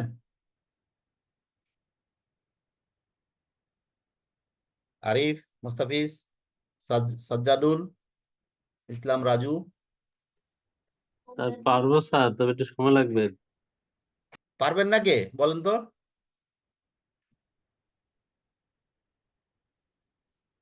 সাজ্জাদুল ইসলাম, রাজু পারবেন? জি স্যার। আচ্ছা, সত্যি কথা হচ্ছে কি জানেন, টায়ার্ড লাগতেছে। আমার মনে হয় ক্লাসটা এখানেই শেষ করি। তো আপনাদেরকে আমি এটা পাঠাই দিব। এই এটাও আনসারটা আমি আপনাদেরকে দেখাই দিই, আনসারটা একটু দেখে নেন। এটা আমি চাইলে এক্সেলে করাইতাম, বাট ফ্রাইডে ক্লাস নেওয়ার সুবিধাটা হচ্ছে যে ওইটা আপনার এনার্জি থাকে। দেখেন, বোঝা যাচ্ছে? এই দেখেন, এই যে সাপ্লাই, আমি একটু ডিসকাস করি। যেমন পার্ট 3 আউটপুট ট্যাক্স, খেয়াল করেন, আমি কিন্তু একদম স্পেসিফিক আপনাদের আমি রিলেশনটা দেখাচ্ছি যে কিভাবে একটা রিটার্ন তৈরি করতে হয়। এক্সপোর্ট সেল 5 লাখ টাকা, লোকাল সেলস 100 মিলিয়ন, এই দেখছেন এক্সপোর্ট সেলসের উপর ভ্যাট নাই, দেখছেন? তাইলে this is the output tax. Purchase, যত পারচেজ আছে, এক্সাম্পটেড পারচেজ 5 লাখ 0%, এটা স্ট্যান্ডার্ড রেটের পারচেজ 8 লাখ টাকা 15%, 1,20,000 টাকা। স্ট্যান্ডার্ড রেটের import purchase 70 million 50%, 110.5 million. Reduction রেটের লোকাল পারচেজ 5 মিলিয়ন 7.36, তাইলে আমার এটা, তাইলে আমার এ হলো যে আমার আউটপুট ট্যাক্স, বি হলো input tax. Increasing adjustment 3 lakh, এটা দিলাম। তারপরে আমার ডিক্রিজিং অ্যাডজাস্টমেন্ট দিলাম ওই যে এটি, এবং এটা নেট পেয়েবল হচ্ছে যে আমার এ মাইনাস বি মাইনাস ডি। সিটা কনসিডারেশন আসবে না, কারণ সিটা 7 তারিখে দিয়ে দিয়েছে জমা মধ্যে, সেই জন্য সেটা সিটা কনসিডারেশন আসবে না, শুধু আমি ডিপোজিট করছি সেটা ইনফরমেশনটা এখানে দিয়ে দিয়েছি। That is net payable, this one. বুঝা গেছে? বলেন। জি স্যার। Yes sir. ওকে, তাহলে আমার ক্লাসটা আজকে এখানে রাখি, ক্যারি ফরওয়ার্ড আর পড়াবো না আজকে। ক্লিয়ার? Okay sir. আজকে আপনাদের জন্য এমসিকিউ কোশ্চেনও তৈরি করতে পারি নাই, আই এম সরি। নেক্সট ফ্রাইডেতে এর রেসপেক্টিভ ক্লাস এবং আরো এডিশনাল সহ অন্য এমসিকিউ কোশ্চেনটা আপনাদেরকে দিব। আপনারা কি লাস্ট এমসিকিউটা কি দিতে পারছিলেন সবাই? Yes sir. জি স্যার। জি স্যার। কিন্তু পার্টিসিপেশন খুবই লেস ছিল আমি যা দেখলাম। আমি I don't know, but first দুইটাতে আপনারা অনেক বেশি পার্টিসিপেট ছিলেন, বাট থার্ডটাতে অনেক কম। তো যদি এরকম কম হয় ভাই, আমি কষ্ট করতে রাজি না। যদি আপনাদের উপকারী না আসে, আমার ইন্টারেস্ট নাই ওই ধরনের এমসিকিউ বানানো, কারণ এটা বানাইতে ভাই একটু সময় লাগে, ভালোই সময় লাগে। ওকে, যদি আপনারা অ্যালাউ করেন আমরা আজকে এখানে ক্লাসটা রাখতে পারি। ওকে Yes, স্যার। sir. সরি, একটু আগে ছেড়ে দিলাম আপনাদেরকে, ঠিক আছে? Yes, sir. এই Okay, thank you ফাইলটা very much. কোথায় পাবো সরি, স্যার? এই পিডিএফ ফাইলটা কোথায় পাবো? পিডিএফ ফাইলটা এটা আমি ওই মাসুদকে দিই। মাসুদ, আপনার মধ্যে কালকে একটু কালেক্ট করে নিন তো, ওকে স্যার। মাসুদ থেকে নিয়ে নিন, ঠিক আছে? Thank you very much. ইনশাল্লাহ ফ্রাইডেতে দেখা হবে ইনশাল্লাহ। ওকে, আসসালামু আলাইকুম। আসসালামু আলাইকুম স্যার। আসসালাম। আসসালামু আলাইকুম স্যার। আসসালামু আলাইকুম, sir. আসসালামু আলাইকুম স্যার।